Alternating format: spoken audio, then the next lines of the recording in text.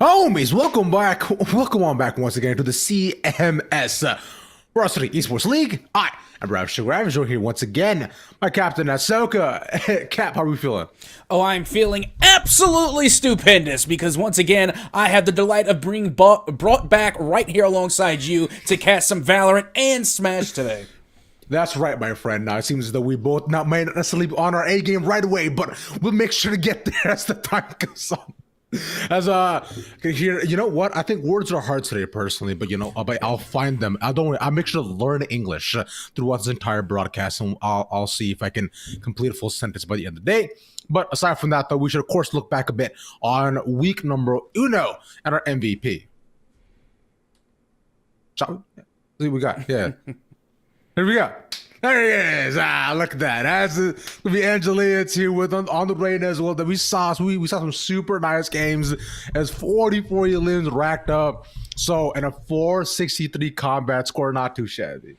Oh, not at all. And you know what? I remember this particular match, and now if I'm capping, say captain's capping, but I'm pretty sure this was that Icebox match where I remember specifically saying, watch this Reyna, watch Angelia. They're dropping a whole 40 bomb, which I have never seen in competitive play as a caster. Absolutely insane. And then we just couldn't help but keep going back and looking at these clips that they were dropping. They were unbelievable in week one.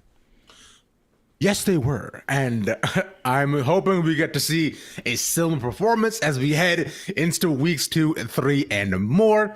Aside from that, though, of course, as you are moving on to week number 2, I do want to take you all to the schedule for what we have in store for you all today, for what we did see. We saw last week as well. It's a little bit similar, but naturally as different. As you go through week 2, we'll have Battle Creek versus Hugh, Hopewell versus Charlotte, South Mech and Myers Park. Then Virtual versus Independence, East Mech versus Butler, and Olympic versus Philip O'Berry to get through our entire day. I believe there should be a couple more matches. One more, yeah, there it is. Yeah, I thought so. Dallas versus JT Williams, CECC versus North Mech, Geringer versus Rocky River, and then Artie Kelly versus Providence. That is our entire day today, Cap. Yep, a nice full star-studded lineup, much like last week, so you know you're going to be getting tons of content here today. It's going to be non-stop, much like it was last week. You know, again, we were having Valorant and Smash going back-to-back, literally leaving no time in between matches, and it was literally just filled with highlights time and time again. So honestly, I cannot wait to get started here today as we get ready to pretty much just see now that all the teams are kind of warmed up, what they can really bring to the table. Exactly that. So speaking of warming up too, as well, like you mentioned, we do of course have Valorant, but the Smash stuff too is also going on as well on the side. So do want to take you all through the quick leaderboards for what we have for our Smash action here as well.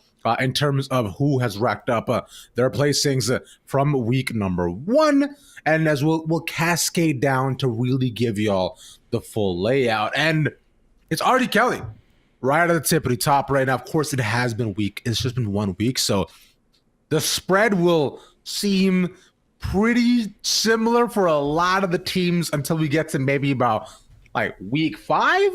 But until that's when we should see the standards really start to shake up. Well, yeah, I mean, because at this point, it's only been 1 week. You're either going to be 1-0 or you're going to be 0-1. There's really not a lot of leeway to it because unlike, some other Smash leagues out there, it's not going to give or take based on, how much stock you have. There's no additional points. You either come up with the win or you come up with the L. So here for week number 1, pretty straightforward. But, to keep that in mind, we also have our Valorant leaderboards to look at, Ravish. Yes, we do. And they're decently similar to what we see on the Smash leaderboards as well, right? Both these high schools too are doing quite well, and naturally because Artie Kelly starts with an A and Butler starts with a B, that's kind of why we're seeing this cascading leaderboard so far. But otherwise, though, all this of course actually does make sense for what we have going on, and as already mentioned, as we get later on in the weeks, is when we will see a bit more diversity in terms of what teams are where, or maybe I'm wrong and it stays exactly the same, but I do hope for the teams, near to the bottom of the standings, unfortunately, things do end up shaping up. But speaking of Valorant leaderboards, though, we do, of course, have our first Valorant matchup of the day almost ready to go as well.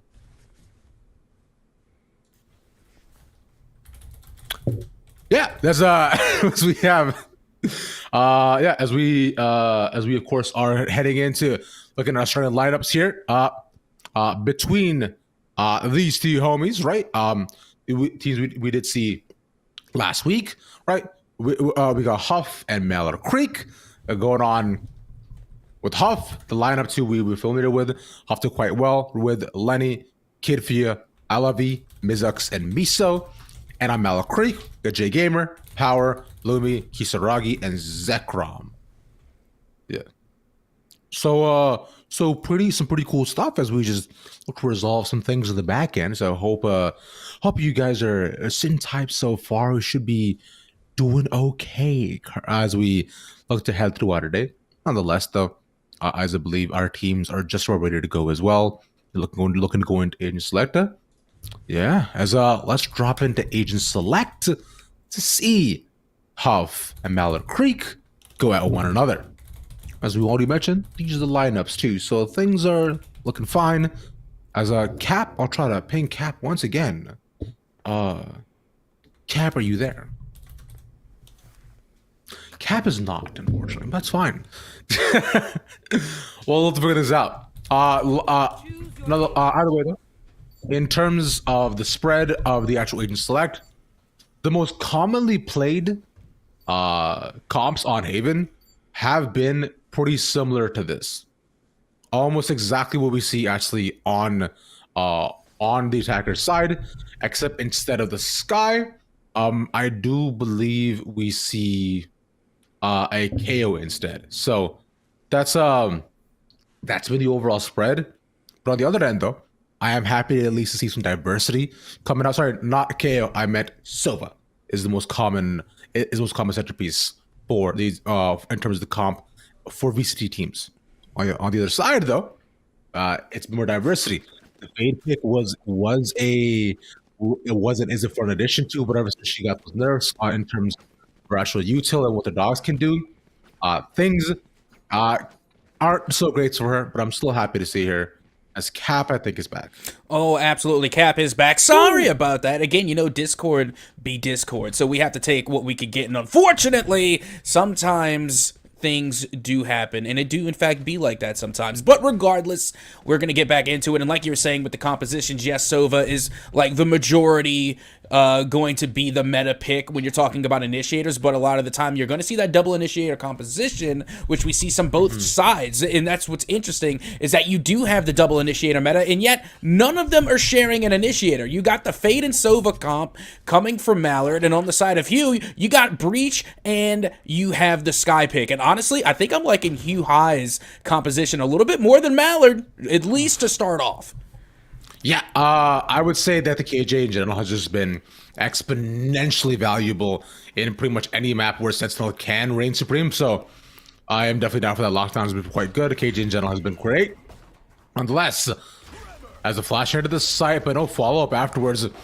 As they go in past the fall, it's going to check all their angles as soon as they can. One tucked in the corner, Anxiety gone. Nice trade. Power to try to take the second, but locked in between two different people. Misa going now, no right click to land. As it puts it down to a 3v2, the rest of Mallard Creek all fall in, but it is Huff to win the first round. Oh, absolutely. And they came in a spectacular fashion, literally wasting no time. As quickly as that match started, it had ended. And now it's going to be Huff coming through with a huge buy round here in round number 2. Again, but that's usually how things go in Valorant. Yeah, that's gonna be the most likely spread, as we do of course see the smash match for these two schools going on to the side. That's the Palu versus the Ganon, which I think is pretty interesting because Palu's so light, he's so nimble, and Ganon is anything but nimble, but he's a big boy. Yeah, that he is, and he also just got a big stock elimination as well, and that's honestly a tough match, but it's going to be interesting to see how that one pans out. But regardless, we're getting right back into the business here on round number 2 on Haven. Meanwhile, you see Yeevee able to come up with not one but 2 back-to-back eliminations, and it looks like the spike should go down on C without a problem. Yep, Zekrom did have his opponent unfortunately fully flashed in front of him, but I believe he may have also taken a decent brunt of the flash themselves, so was not able to secure the elimination. Either way, this is, of course, the save round, right? So Mallard Creek knows that they can't do a ton here. It's going to be just on Hoff to close things out as Spike continues to take down. MC looking to hopefully get one gun out of their hands, ideally. So to save it a little bit more worth it, but they will have full buys next round, should be fine. And I'm telling you, we saw this last week a lot too, how much impact that Marshall can have when it's in the right hands. And being able to come through and just make the most out of it, again, it's such a money saver that you literally see, again, on a KJ, them stacking up the credits just by sticking with the Marshall pick. And even when they have even like a full buy opportunity, they will still stick with the Marshall pick and still come up with at least, we even saw last week on Haven, 3 eliminations on one round with the Marshall. Absolutely insane. Okay, yeah. And especially with the Marshals, who I find it is one to the body, right? And when you have no shields, it just does well. But currently, they're gonna need a lot more than just a 101 to be able to secure the same eliminations they did in the previous round. As of right now, 5 stacked up outside of grass, poking around to see if they can find anybody around the sites, but Mallard Creek is playing very far back in, you know, hope and just waiting on their corners, not giving away anything. I use the Trailblazers and the Flash to enter the site. Yeah, well, and here they go. And right now, this is going to be a pretty solid take coming from the side of Huff. But look at J Gamer able to get 2 head clicks back to back, and they're going to answer back against Huff in a major way. Taking advantage of Huff really not going for their full buy here. Again, you know, they're really sticking to their weapons from that second round. I mean, look at this. They got 2 Marshals right now in this last stand. Yeah, I mean, that's just makes economical sense because they know themselves, right? They carry these over that way, at least next round. They'll be able to, you know, buy up full for themselves, as this is the most common swing ground in Valorant. Either way, push out. That's 1 taken, but that was a double corner that was stacked, but luckily that's 1 on their side, but no more than that. And it's really no love lost coming from the side of Huff because they knew what they were getting into. They literally gave the round up. So any elimination they got was somewhat of a bonus for them because they're going to have that full buy. They didn't buy up from rounds 2 and 3. They literally went for the full save, and now what could be considered one of the most nerve-wracking things on Haven is that operator coming out. Although I will say that Kai Fua did look like they switched to that to the Vandal there at the last second. Just seeing the operator on a Jet just makes me nervous, especially on Haven.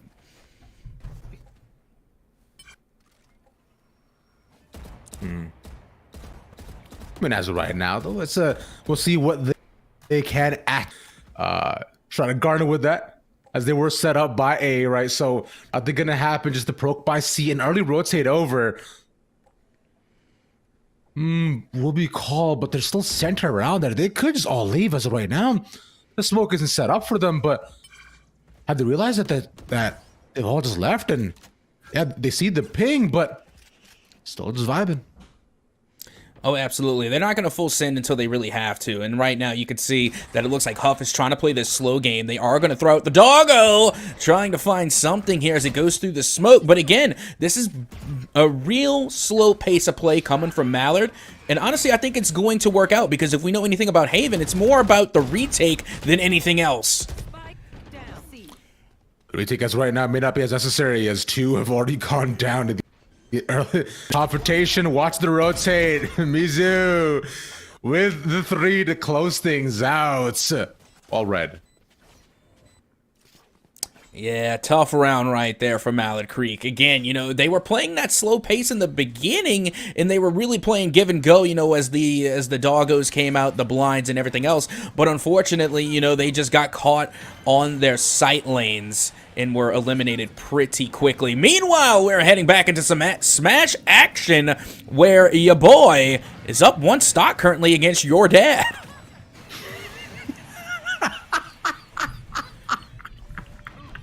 Love gamer tags, especially in Smash. I'm sorry, bro. I can't. That's just, I didn't notice the names until you pointed them out. And it's just so funny out of context. It's like, yeah, so seems that your dad is looking to take one stock of your boy, and might have just been able to take it as your dad knocks him off of Final Destination. Good spacing by your dad, but can he close things out? Well, let's find out. Again, they're rocking that Ganon pick with a huge forward grab, and that's going to be enough to get the final elimination and the win for Mallard Creek. Your dad goes flying off the screen as we're back into some Valorant action. I'm sorry, I'm a child. This is that was great, but nonetheless, look back onto Huff, as you were talking about before. It was going to need to be a small reset over from Mallard Creek to see what kind of adaptations they made as of right now. And currently, it has just been the change up in how they're using and how they're setting up their defense. Previously, they did have the Cypher looking to anchor on B, but instead now they're doubling up and using the Astra as a floater instead, playing more so for retake on the C side, which they have noticed has been the main aggression point in early contacts for Huff. Yeah, and you can honestly see Huff right now. They're still hovering towards mid. You know, they haven't really made a commitment either way, but it's that slow game that really throws Mallard off of their tracks. They think that they're going to try and rotate towards A, but no, they've just been lingering so far, and now finally it looks as though they're heading towards C main. Slow walk into, pass the flash. They're going to need one more flash to do so. There we go. They made their way in, but this is the plan that Mallard Creek actually did want, right? So unfortunately, smoke does not go out in time as Zekrom gets punished. There's still one in the corner, and the rest of MC all looking to walk in. No big ultimates to be had. It is gonna need to be an initiation past the flash, but two have already gone down. They're just spraying them. Oh yeah, that was 100% map knowledge right now. Now you can see Amexity trying their best to work their way in, as again, you can see Huff High really making that difficult because they are not going to waver on this retake whatsoever. They know all the right angles, and they have the map knowledge in order to execute them perfectly. And with both entrances being smoked off, Mallard Creek is kind of stuck at a loss as to where they can go from here. And that answer is gonna be back to their spawn for the save, as just one gun gets pushed over for the side of MC. It is on anxiety, so may help out as they have been the A anchor, but otherwise though, you full save for MC. Yeah, absolutely. And honestly, one problem that I think I saw with Mallard is that, you know, I do appreciate the anchor coming from the Astra, because Astra can, in fact, cover a lot of ground and buy you a lot of time, but they can't be by their lonesome over there towards the C site. You have to give them a little bit of an assistance. I get that you want to try and stack A as hard as you can because A is, you know, it's the main sight line. But with that being said, you can't expect Astra to hold it all their own. Eventually, when they do decide to crowd a site, particularly on C long, it's just going to be a pick early coming from Huff, and then operating from then on out, it's going to be from a player disadvantage. So you really have got to give some assistance to that Astra over there on C, and it looks as though finally they do send the fade over there. Fade out of the adaptation, right? Because usually you do see the stars or the entrance, but one pick taken away once again. Huff High getting a bit too confident. That might potentially cost them with the early peak, because there's still two. They're set up by A. They all completely spread out, trying to find where MC might be holding, but they're not giving them a tick of information. And you see, this is actually really smart coming from Mallard, because they haven't had any problems holding A or defending A so far. That's not where their concentration needed to be. Now you can see them concentrating a little bit more towards mid-C, and it's literally forcing Huff to try and come up with a new strat. Out comes the doggo. They're trying to find anything, and they're having difficulty because Mallard is now spaced out appropriately. 30 seconds left. They want to be taken back. That was the only rifle in the round for Mallard Creek, and they also use a lockdown to clear out A. There's four centered by spawn with nobody gone down. If you can find the peak, but unfortunately the drone does end up catching him, two for the spray, and he doesn't get punished. Reloading out of the open, repositions, backs out on the site, and again MC's down to two, having a little theft, but they only have Ghost here. It's just one. Yeah, honestly, that was a big oopsie, I think, coming from Mallard Creek. They had such a great early start and the advantage, but then letting that Omen, letting Mizux come through with a huge double head click, especially when they came out and they shot the drone early. As soon as they peeked to shoot that drone, you should have been dealing damage to the chest, to the head, to the legs, anything. But Mizux went through the top shelf, went through heaven, completely untouched, and got away with a two-piece. That, again, is a play that Mallard Creek are gonna want to have back. It's a tough call so far, but at least right now they can look to regain, reposition here too. They have a lot online in terms of being able to defend these sites, and they have at least adapted to what they want to do as they're becoming more accustomed to what Huff has ran over and over again, which has been the early poke by C. If anybody does peek out, they'll likely just take it, but if not, force over rotations and go to A instead. Well, you can see the spike there over there towards mid A, still hovering in the hands of the KJ. Meanwhile, you do have Miso, who's going to send out a little bit of a dog just to give him a friendly hello and how do you do. They now see that at least there is some coverage over there towards the C site, and now the spike making its way over towards C main. Because from there, they were able to see that both the Astra and, of course, the Fade was there too, with the Haunt coming down right by C long. So the spike will rotate over in a much more neutral position. They still haven't started to commit. They're down to about 35 seconds, but I think C will definitely be the take for themselves. C's also going down. They put out as much use as they wanted. Flash does expire, gets a couple of their own members, but the fact that not both of them have been flashed will mean they're just dry walking into the site. Misota takes two so quickly, clears out C long, and C's theirs. Yeah, that it is. And, you know, with only 10 seconds to spare, too. So they were able to get the push down right in the nick of time. Meanwhile, you got Mizux trying to come in clutch again for their team. Is able to get one, but can't get two. As now only power remains for the side of Mallard Creek. Ours 33 health, literally a leg shot could take them out currently. So hoping to not get hit by anything, but up against 4 members, I think if I'm power, I just save this Phantom and go about my day. They see one in the corner and they know they could probably just hunt for them. Bobbing, weaving, concussed, and Huff will not push against power. Will decide to let them go as they know the spike is just about donezo. Yep, that it is. And once again, it's going to be a successful C plant coming from Huff High. This is where they've really been finding the Achilles ankle of Mallard Creek. And now you can see Power trying to get an exit frag, but not much doing. Meanwhile, we're going to go back and take a look at our smash fight currently between Paulatina and Ganon. And right now, Ganon barely able to recover, but they still have that one stock advantage over Paulatina, because you got to keep in mind, even though Ganon is in the 130s and 120s, they are still a big beefy boy and take a little extra oomph in order to eliminate. Yeah, 146, too slow, not going out, and like you said, this chance is still there. No. Yes. Catches the right at the edge of the sword, and that kills at 46, by the way. Just want that to be noted. Ganon officially the heaviest sword user. Confirmed. Oof. No cardio, straight bulking. Oh, yes, indeed. Meanwhile, once again, you see Mxity in a familiar spot, but this time with a Blade Storm, they are going to be watching A long.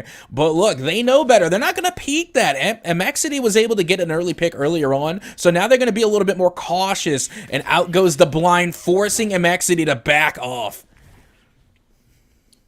Slow down in the 5v5, which is the biggest part. Blightstorm that are available for Mallard Creek, so hoping to get something done with that. Sees one up top. That should allow them to start up and go in with a paranoia here, too.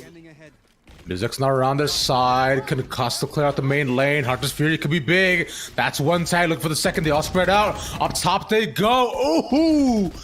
Past the flash. Kid Fuya with the play to go over the wall. Clearing the corners, and there's just far too many people. And they got to contend against your cap. We're back down to 2 again. These site takes have just been so aggressive, yet so efficient. Oh, absolutely. And, you know, that's what we were talking about with a lot of these duelists. You know, we're talking about, oh, who is the meta duelist? And more often than not, it's coming down to Jet and Raze.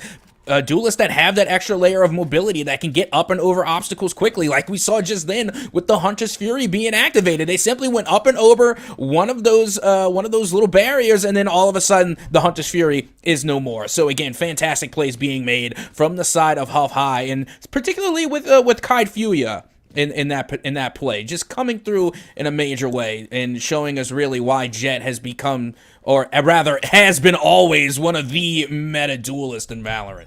Yeah, it's movement has been absolute king for a very long time. I find in Valorant, and movement options to just make things that much more adaptable. Is that Bowser Jr. playing? Yes, yes, it is. I didn't think anybody actually played the character. Shock and awe. But as we'll focus back on Mallow Creek once again, watching one taken away, Huff back to back with how they're planning and been able to just move it on these sites, and we're going to A once more. Yeah, that we are. And, you know, it's, again, an interesting call just because Huff High has had so much success over there towards C. But, I mean, look at it right now. Literally no coverage over towards the A site. Meanwhile, you do see that Sova and Asher towards the outside, again, trying to establish some type of play for retake. Although, Huff High, they're not moving. Normally, you would see them retreat maybe over towards A main or even A long. But no, they're just going to stick it right here. They're not going to rotate. This can make things a little tougher, but instead it all stacked up as 3. Held off. They have to fight against the clock, seeing one kid Fuya. But battle up top by Heaven, it is just Power left alone once again. Seeing him gets the drop down kill as well. And, you know, you really got to love this persistency coming out of Huff High because, you know, initially when you get that first little spray and you get an instinct that, you know, maybe this is a dangerous site, you would go for a fake and maybe rotate back to C, which has been their safe spot. No, they chose to stay and then stick the spike and then not even rotate back towards A main, maybe to watch A long. They literally took over site and they held it throughout that entire exchange. And again, you got to love the stubborn nature coming out of Huff High. Yeah, Huff deciding that this is what works and I'm gonna do it consistently. And again, they see one. That's Zekrom in the corner. But they have the Astra set up with a star, so they might be insinuating that Astra would be around the side they have, which Astra has been previously. Seeing two though, knowing that Cypher is there, not aware of the Jet just yet, and deciding, we know these odds, we've been through this before. They'll enter in, drop once again. Flash towards the back of the side. Zekrom's still in the corner, not gonna see him just yet. Nobody cleared him. That's 2 for Zekrom, that could be big.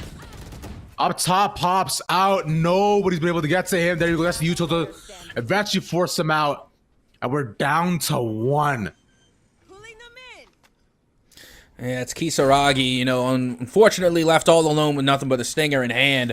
At this point, you're looking for any exit frag, anything to give you some type of momentum going into the next round. But we've seen crazier things happen. You know, Kisaragi, definitely one of the standout controllers, at least from last week. I remember them pulling off a couple of highlight reel plays, and more often than not, they were the last player standing. So, you know, if anybody's going to be the one to try and go for this 3v1 retake, it is going to be Kisaragi. Kisaragi has 1, but this has a stinger though, that's the issue, and the stinger is not what it used to be, so not gonna carry you through in any sort of aspect for the retake potential.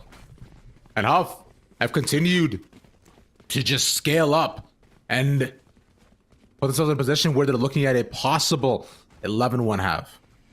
Yep, that's what it seems to be so far. But meanwhile, we're going back to that Bowser Jr. pick, and unfortunately, it still looks about the same even when they had Palutena, because it's still a 2-1 stock advantage in the favor of Ganon, and they're only at 73%. Keep in mind, in that last stock, Ganon was all the way up to around 150, and still handling business here on Final Destination.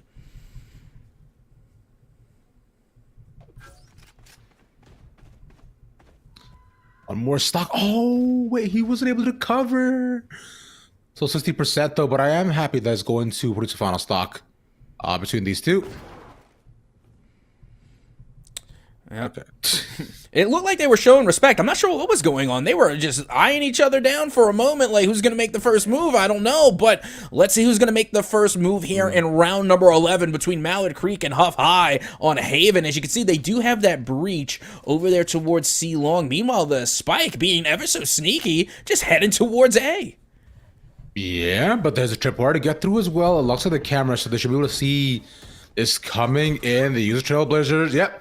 And find the info towards the back of the site. Astra, I just left concussed. One pops up, a sees Kid Fuye first. A big start off. A nice trade though for Mizux. As the rest all once again look to fall in. The Caverages will force them out the site for now. Utro just dumped towards the corner. Spray's not going to work out. And Zox in the corner. Mizux not checked and able to stay alive. One more person to fight against again. But anxiety be able to do it. What you know, Miso in the corner. Again, it's that stubborn nature. Once they've decided to go for a site, they don't back off. And a lot of the time you would see that they would play for retake rather and just, try and force the issue. But no, they literally just stay on site, covering every single lane available. Keep in mind, when you plant the site, when you plant on a site, there are 4 different entryways that you can make it in. You can come through a main, you can come through sewer, you can come through heaven, or you can even come through the alleyway. 4 different entryways to get onto the A site. And instead of sticking to one of those alleyways and trying to, at least play for a longer site, they just stick on the site and cover every single lane. Meanwhile, Kite Fua, with a huge dagger from the Blade Storm, gets that opening frag for Huff High. Again, and he still has most of the daggers left out too. As he's walking in, past J Gamer. Gonna need to look for a flash to set up. There we go. As that goes in, alongside, even the blinding light as well. So enough to just force them all off with the lockdown. A lot thrown at the round, but as you're saying before, this is the last round of the half. Where we're now looking at MC, hoping they could possibly just get the pistol going into the next.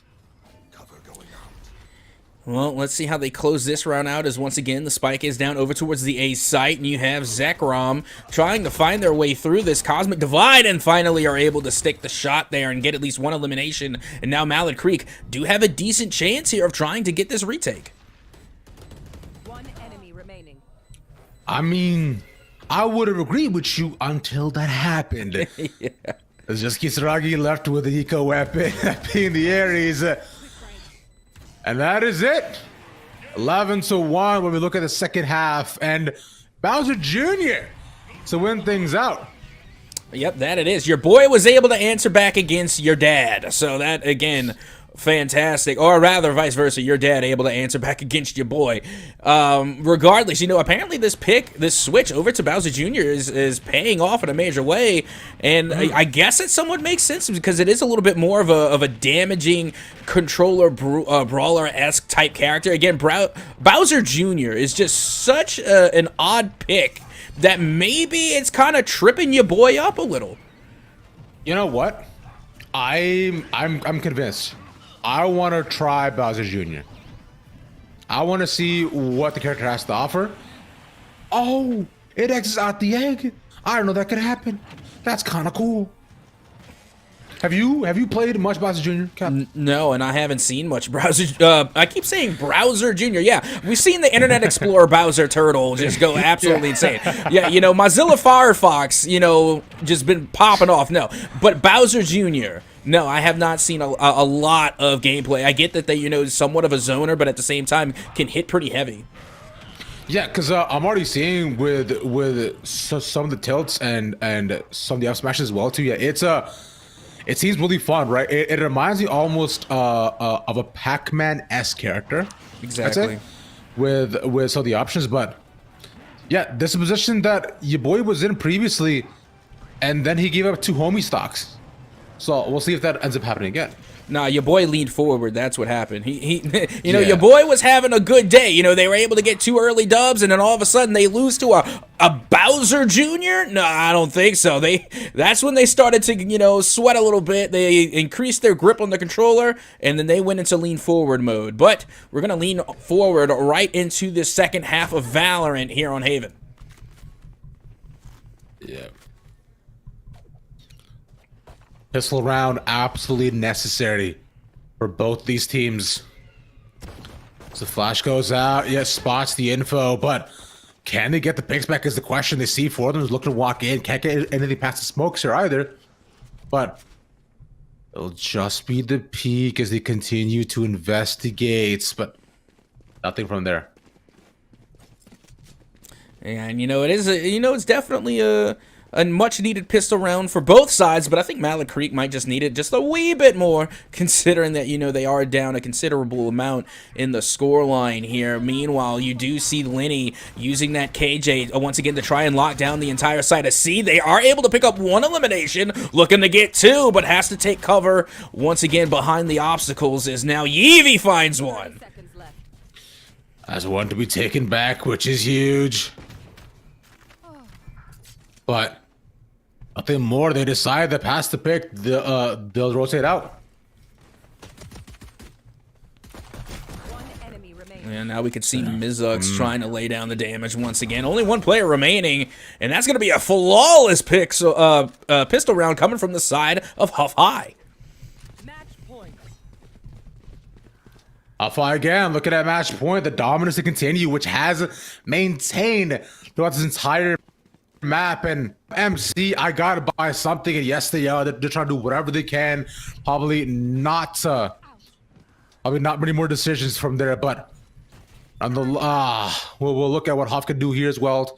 Where they're by on its own, it's not amazing, but Spectres, a couple of stringers, so on and so forth. But see if they can close things out for sure. Well, here we go. They're giving the thumbs up. They're feeling pretty good about this. I guess they, confidence is the key. So let's see what they can pull off here against Huff High here in round number 14. Keep in mind, this is match point. As you can see, the smokes already going out here. Not much doing there. Kide Fua just going to be sitting like, some friendly warning shots saying, hey, you know what? I'm right here. Try and peek me if you so dare. Meanwhile, Power is going to be over here towards Garage. Well, at least aiming towards Garage. Not being able to get much. Mizux, again, sending out some friendly hello shots of their own. But everybody's staying alive, though, is the biggest thing. Oh, good swing out here. Punishes Kid Fuya. This is J Gamer finally finding some timing where Mallet Creek looking to regain, but past the pick, where did he go? Yeah, that is going to be the tough choice here because, again, they're really playing a decent game here with that slow and steady pace. They were able to find at least one player creeping, but Huff High, they really aren't one to give things away for free. So the fact that they were able to get that early pick in and of itself was a pretty huge success for Mallard, as now finally they do begin the rotation over towards Garage.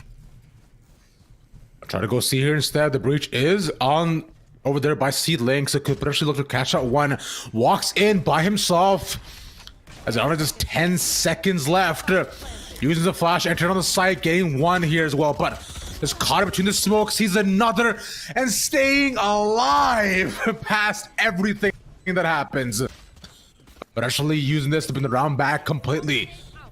For a Huff High, what was looking to be a tough start. But now, MC have caught themselves in a position where they cannot consent anymore. They're all gone. And Cap, this looks to be it.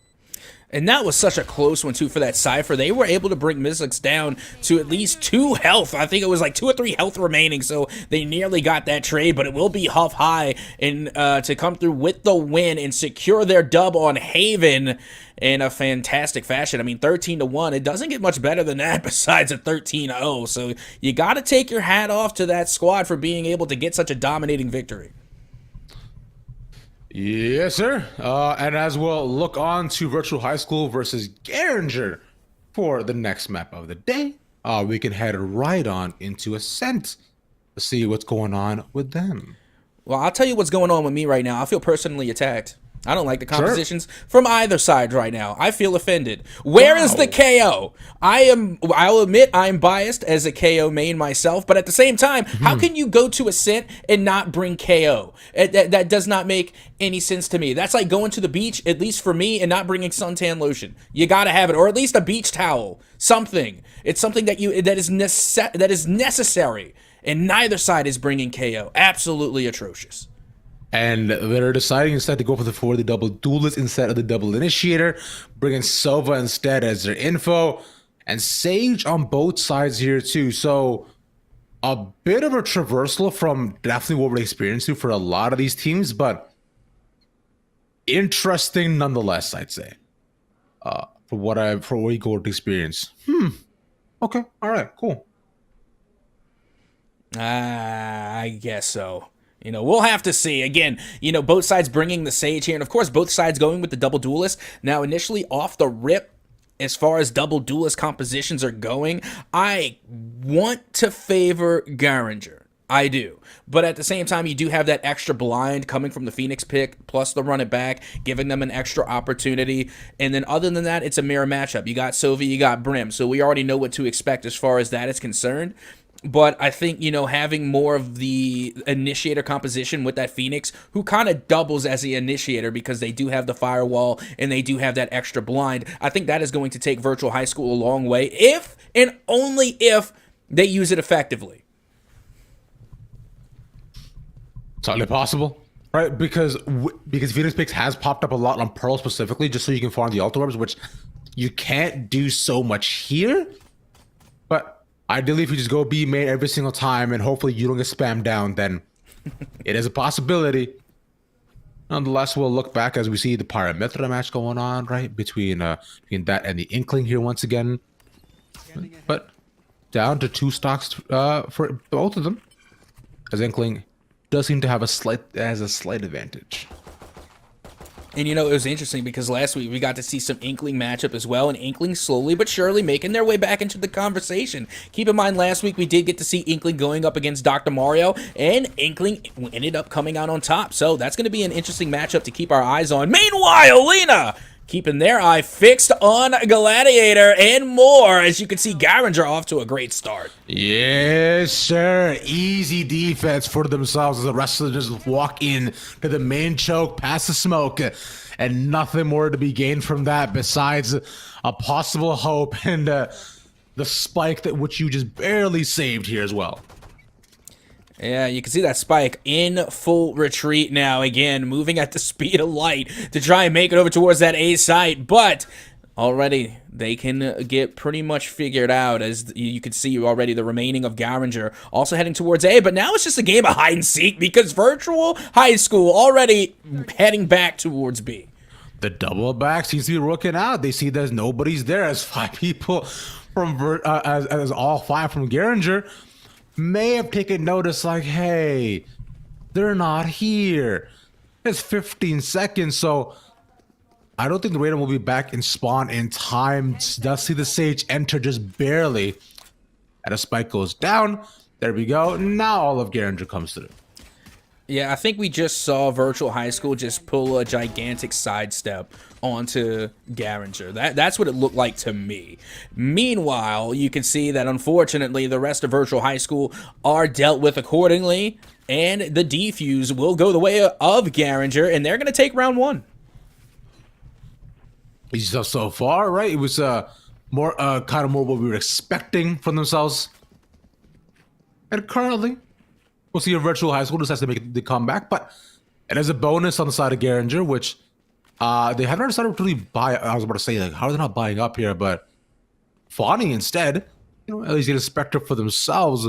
Sage is the most expensive agent, so the Spectre is going to need to pay dividends. It really does. And you know what? I do have to admit, again, I do like Sage, and I'm all for the Battle Sage resurgence of the character selection. However, I will say I'm not their biggest fan on a sit. I think they're a great pick, just maybe not right now. Yeah, it's I think sometimes it's all up to personal preference, but nonetheless. And in we go. Gladiator AI sees back. And again, same position. Yep, hang on, let me check the script.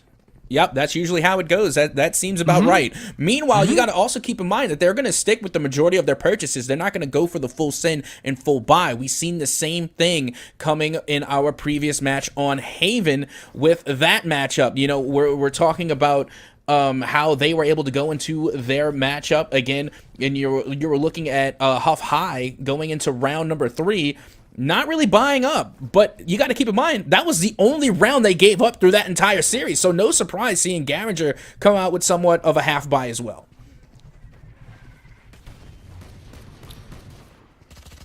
Alto Walker once again into the side we go. She defends right against it as the wall doesn't cover like both sides here. It's not neon wall and just that one end with no curve. But unfortunately, we have no benefits either. Lena with the Empress too, looking to defend against every single one of them for the entrances. As they all rotate out back to A lobby and to mid they go. Yep, slowly but surely making their way there. And honestly, that was just a huge stop from Garinger. And it felt like it was somewhat of a gamble that paid off. Meanwhile, you can see the Sage from Garinger gambling there over towards Tree, and Lena comes through with the backup. One more take it. Empress is a bit too good. And we're back here once again. The 3-0, the swing ground in Garinger's favor. Yeah, that was a huge bonus round because you got to keep in mind they went half cocked into that one, literally going in with the same arsenal that they brought in to round number 2. They went into round 3 and were able to take the bonus round. That is going to be huge economy for Garinger. Mm-hmm. If you look at it right now, Lena has 6,100 credits. So they are feeling themselves naturally. As just this little side note of the Pyramid Method matchup going on. Oh, couldn't close it out, but still a good amount of damage. One stock up. The Inkling fighting for survival, but Lena's going to make sure that nobody survives by A main. B main, I should say. Oh, absolutely not. I mean, let's be real. At this point, I think Lena has established that mid lane is completely their territory. That is not the place you peak. That is the place you get picked. Especially now, Lena making their way to B main and already finds another elimination, but finally will be gunned down by E-Girl Imposter. Great name. As will stand to carry over onto what virtual high school in terms of plans and set motions they should be carrying through, which are, as of right now, they've got to survive past this round and go into the next, because they are essentially just stuck on a tough position where they're in the ping pong economy. So with that, it'll be a back and forth exactly like this until they manage to get at least a round or 2 in a row, or the timeout.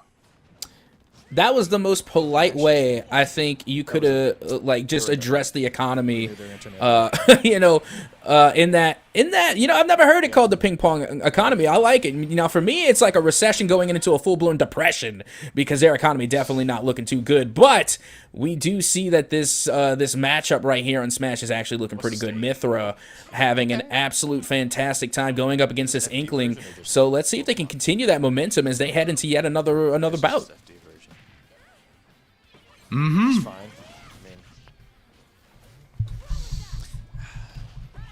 mean, back here again. Looking at the matchup. Yeah.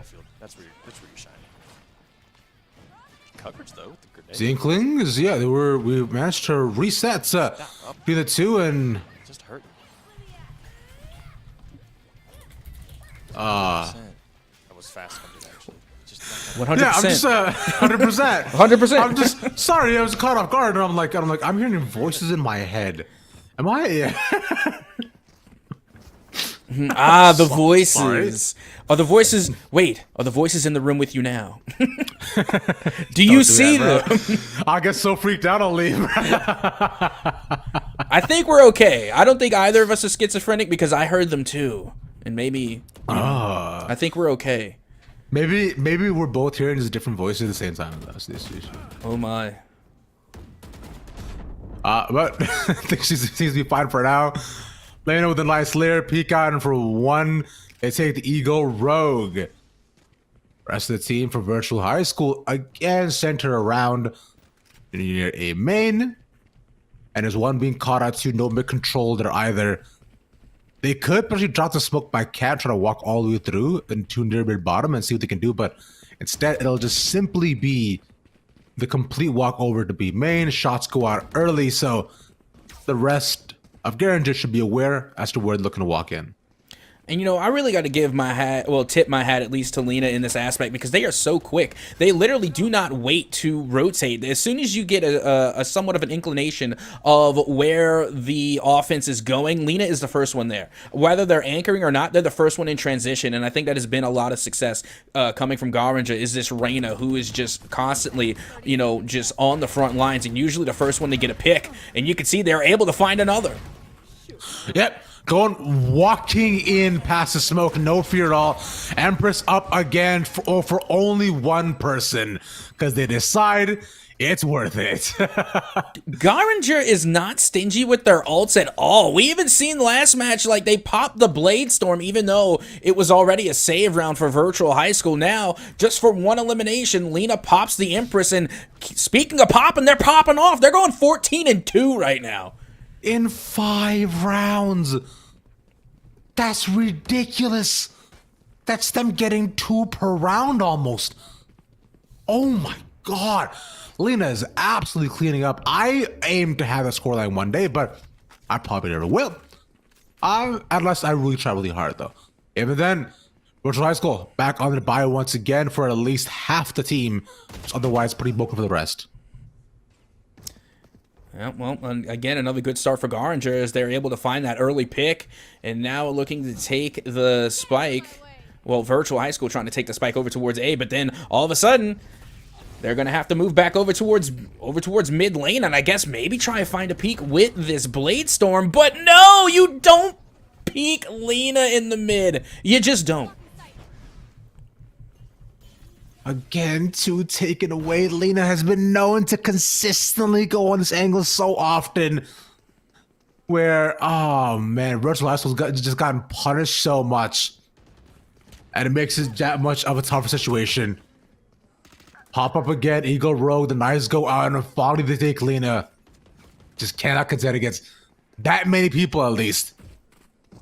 So we're back here in a 3v4.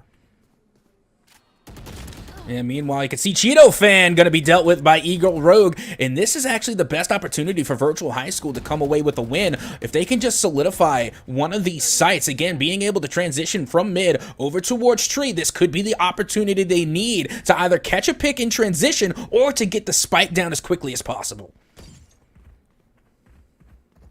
You're saying they've got to transition over faster than usual. Seeing them all walk in. Oh, I don't know how funny they didn't see him up top. He missed the first spray. He still managed to get it. So the 2v2 managed to get punished. And we're in a similar situation. Blade Storm up, though, along with Orbital Strike. They can't just play offside for this, as they see them walking past the door. Have to shut down a double angle, and 2 immediately removed. And that was honestly just a huge swing. And it's really just a lot of the gun game coming from Garanger. You could tell they went into the firing range before this match and warmed up pretty nicely, because they don't miss much. They go in on the move, keep in mind, and still are able to find their targets time and time again. But also got to give it up to the Mithra pick coming from, or rather the Pyra, apologies, as they do pick up a win over the Inkling. And you know what? I was kind of rooting for the Inkling, but to the victor go the spoils. And the victor, and currently in this moment, is all but one team. The spoils right now are just what Virtual High School can scrape up for their buys. And this op should be big. Oh, but it's an op for off. Cheeto Fan on the other side by being made. Managed to get there as big. Does Cheeto Fan stay in the exact same position? Is likely not aware of the op on the other side. And the transition over. Easy op shot. Yeah, again, it's just so scary whenever you see an operator in the hands of a Jet. And, it's really just scary to see Lena at all, I guess, because once again, they're coming through with the 3-piece and a flawless victory for Garanger, as now they have a 7-0 lead. Man, the first round as well, too, was pretty decently one-sided. Garanger here as well, too, showing their prowess. So, it's a... Well, I just hope for Virtual High School that they're able to find one for themselves and possibly regain. They've already used a timeout very early on. And things haven't honestly stabilized. But I had to wait. for Geringer is a similar spread on the defense, right? They're going to play hyper aggressive throughout as that has continued to work for them. Well, let's see if they can make something work here for Virtual High School. As again, they're going to be forcing the issue here over towards B main. They get a couple of trades through the smoke, through the fire, and the flames, but I don't think Virtual High School will be able to carry on the A side, as now you can see Gaming Gitus able to come through with some big eliminations, and that will be the round, once again, going the way of Garinger. So, Cap, how's your day going? So, what'd you have for breakfast? I mean, I didn't have anything for breakfast, and again, fun fact, I'm actually fasting today. I tend to fast once a week, and you actually caught me on my fast day of the week, so that's interesting. But also another great part of my day is that I got to I got to say the word gaming gitus, which is something I've never heard before. So it was interesting because at first I thought, you know what, I'm gonna mess this up, but I think I stuck it actually. Okay, you know what? That's cool. So the fasting stuff is pretty fascinating. I didn't realize that people did that recently often. Does it work well for you? For me, I like it because it's not so much as a health thing. Like, I know people like to do their intermittent fasting. I do it for me as more of a discipline, to, kind of like, fight the cravings, just, if I'm having a craving, I don't necessarily just go and jump at it. I don't give in to the craving. So to me, it's more of a discipline than it is like a health practice. I like that. That's mad respectable, homie. I'm still fat, so it's not a health thing. I just want to make that abundantly clear. Like, don't do it as a thing to like lose weight. Like, I'm still fat. It's just, again, it's just so that way if I don't have to eat, it's just that I know that I have the power not to. Hey, man. Hey, all my homies from the island say that we're not fat, we just big boned. That's it. I'm juicy, straight up. I like that. They managed to get one for Virtual High School, but Geringer has just been so dominant. They have to get past his B main choke by market, and they do so. So, a positive outcome for what was a tough situation to be in. As the rest of Geringer fall in, but now it's time for the retake. And again, this is a perfect opportunity for Virtual High School here. This is one of the more equal opportunities that they've had. Unfortunately, one of the players left alive for Garinger is Lena, and they are having an absolute field day here on Ascent. As now you can see they are trying to get a read over towards the boatyard. They are able to get one behind boxes, and now Cheeto Fan with the up puts it into Jewel, and will put an end to round number 9 as they pick up yet another dub. So what do you have in your fast days? Like juice? Just water? Tea even? Water.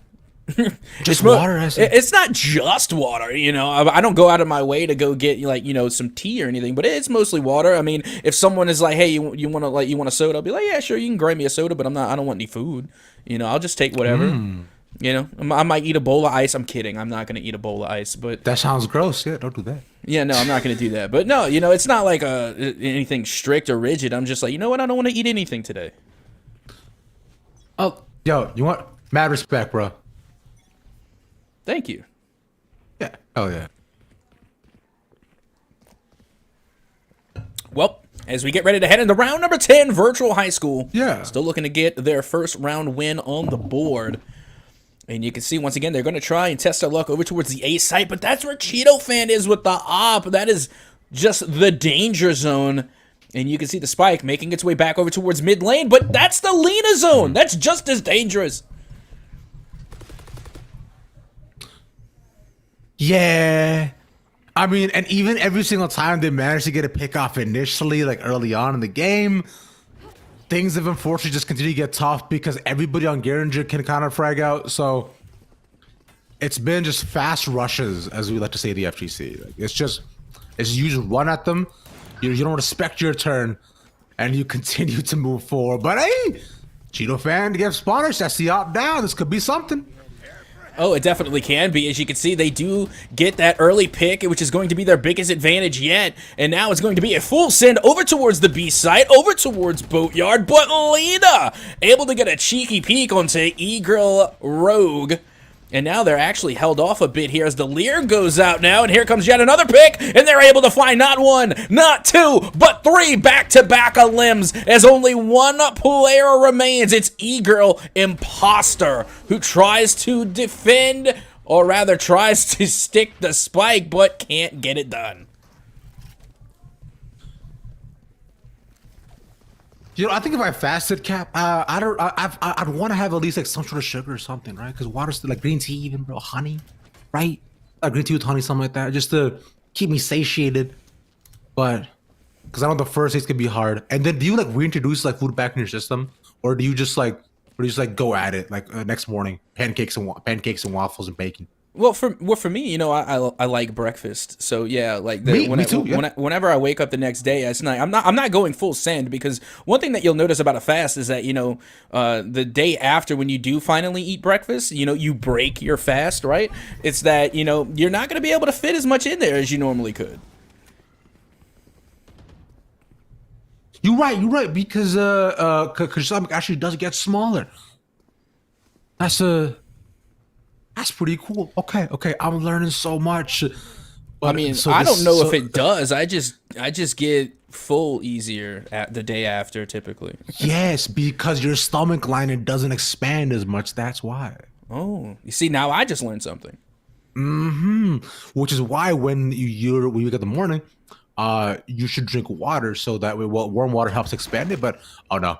Well, yeah, that was bound to happen.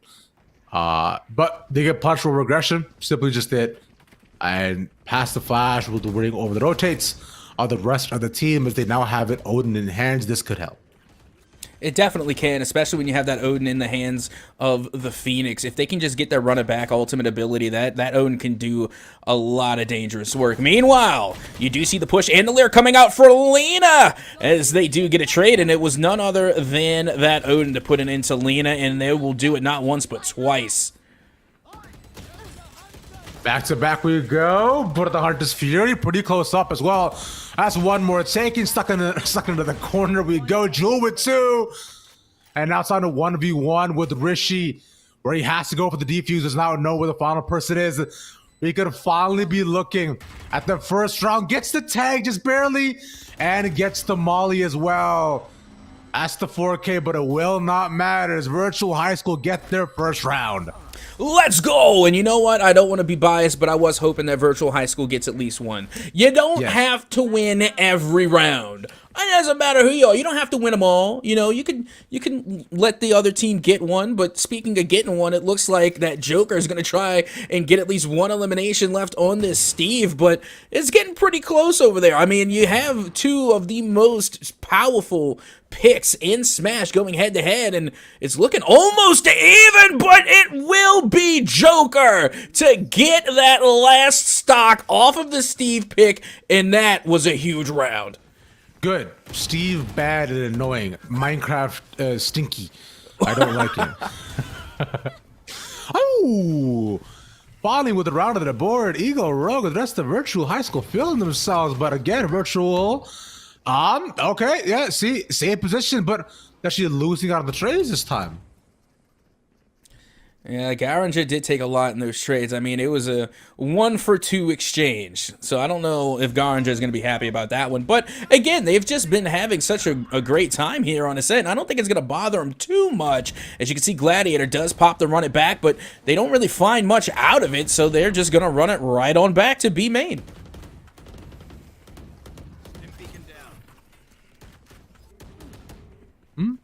Maybe too still, but like you're saying, the Lena effect is still very evident as they have Spike in hand just right in front of them. So they can just vibe out for the next bit. All they gotta do is watch the Spike, and that should be good. That goes out, smoke dissipates, and okay, next half. Yeah, also the Empress just made that insanely difficult. I mean, you're giving the spike away to Lena, and then you gave it to Lena with Empress. Keep in mind now that they are only one elimination away from getting a 30 bomb here on Ascent. And now Virtual High School will be calling a timeout, and I think they need to go over on how they're going to play defense on Ascent. Meanwhile, we're going to head back into this Smash matchup between the old meta and the new. Steve and Joker going head-to-head. Woo! Let's see who wins. Persona, the one of the greatest games of all time. RPG, story elements, even a dating sim, an expansive world, or Minecraft with blocks. You are just not a fan of Minecraft, are you? I'm not. No, I was playing around. I mean, Minecraft's cool. It's fine. They have fun mods. They've they've expanded the game. What they managed to do is super sweet. They've created an entire colony and dynasty of content. I'm gonna show It's my just Steve. Yeah, I'm gonna show my age a little bit and just say that I prefer Legos. We didn't have Fair enough. Minecraft. When I was a kid, we just Yeah. built stuff with Legos, and it was the bomb. When I'm trying to be mean to somebody, what I say is, I bet you got Mega Blocks instead of Legos. Huh? Oh, that is shade. I ain't even gonna lie. That's insane. I felt that. That hurt my feelings. Like them. I'm sorry, but if we were in daycare in '99 and you told me that I was playing with Mega Blocks, we scrapping. Meanwhile, Yeah. Joker is gonna scrap on Steve and get a final stock elimination. Not only is beating Steve just like a huge dub, but getting a 3-stock win on a Steve. That's just Omega dub. Is it? It is. How is it not? Explain to me, how is it not? Getting a 3-stock win on a Steve, that's nuts to me. That's insane. Well, you know what? To be fair, you're right, because it doesn't happen as often anymore. But we'll see as of right now, if this can potentially go down, though, Garinger on their very aggressive defense, now just aggressive offense with Virtual High School playing full retake. They need this pistol as well. Yeah, it's definitely a must win, because if they go down here, then they're not going to have anything going into the match point round. So this is the definition of a must win for Virtual High School. But the only problem is that they're on defense, and on Ascent, it is the 50-50. It's the neutral map, so there's no additional bonuses or advantages you get for playing defense. And as you can see, it will be Garinger once again to get the dub, this time on the offensive side of the spike. Literally face stretching them by stairs, by speedway, by market. They push in up top, no care for who might be popping in from where. Easy stuff, coming down to the duels, and a match point once again for Garinger versus Virtual High School. We'll see what the rest of this game has to experience and show to us here, Cap. Well, Yeah, Phantoms and Vandals. Oh my god, man. Yeah, I'm looking at the Stinger buys coming from Virtual High School right now. I'm wishing them the best. I truly am. I agree. I am as well.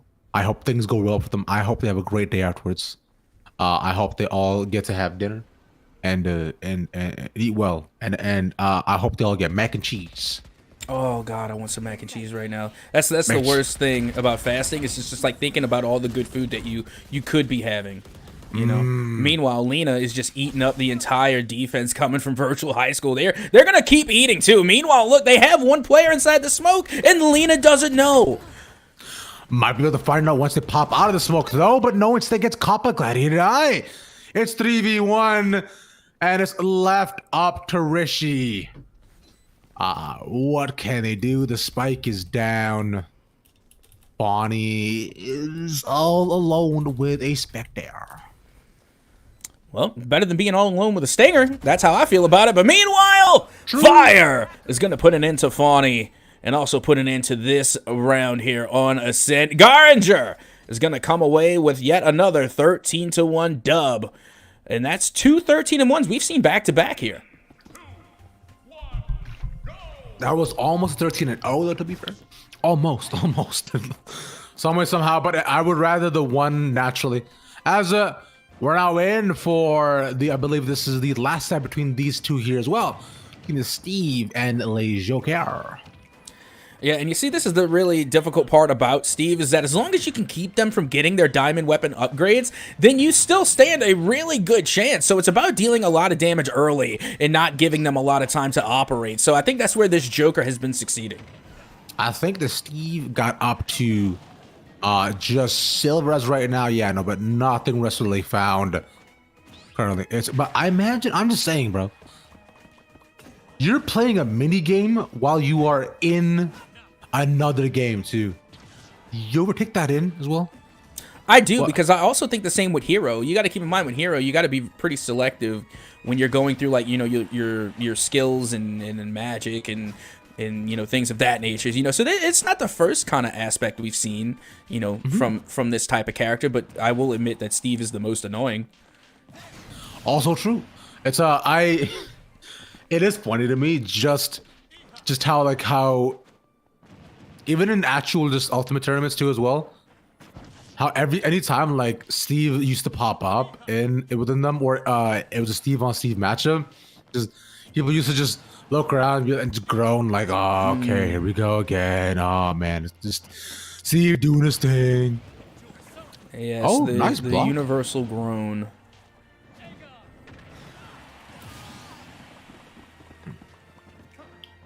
Oh well, what? We'll see. Just go back and forth between the two of them, right? Just two stocks, right? Decently even. As Chairman and Shags, with Chairman having to stay a lot more nimble against Steve. And you see, this is why I actually like the Joker, because you got to keep in mind, before Steve was like the top meta, it was the Joker. Joker was the meta for Smash for a while when they were first introduced. And then, you know, Steve came out, and then all of a sudden, people weren't using Joker as much, and they started to fade out. But the thing about Joker is that they are still extraordinarily effective. You just have to use a little bit more method. You have got to watch your spacing a little more, and that's what we're seeing coming from Chairman. You know, they not only are using a really good Smash character, but they have perfected the mechanics. Continue to do so. I remember when Joker first came out way back in the day, I was looking at it thinking, man, this guy's kind of nuts. And once you get 200, you get a second homie? That seems even better. But right now, that bar will eventually expire and we're back down to just the homie with a knife and maybe some small bits of fire. But still one stock up. That is the biggest advantage. Down to 80. Can't kill just yet. Looking to get him off the edge. Steve's only at the gold weapon, so not a completely undestructible range.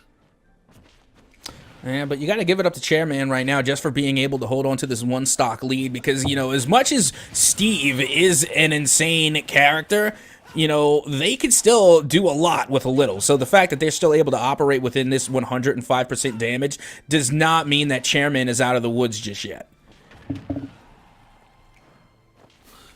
So this still got some time, but charging it up and nowhere for the Steve to go but out.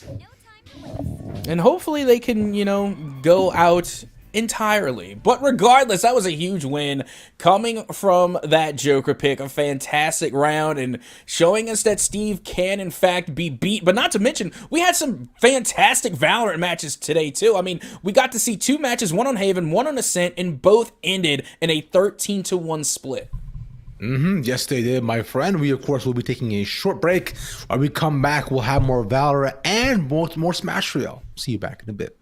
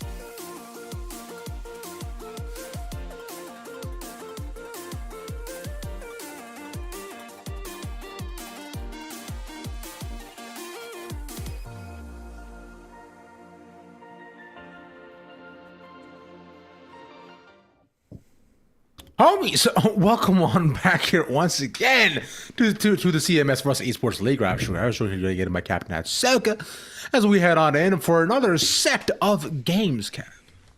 Oh, absolutely. And you know what? The first set of games had me hyped, so I'm even just as more hyped to get into the second row of games. You know, we got to see some good Valorant and some good Smash at the same dang time.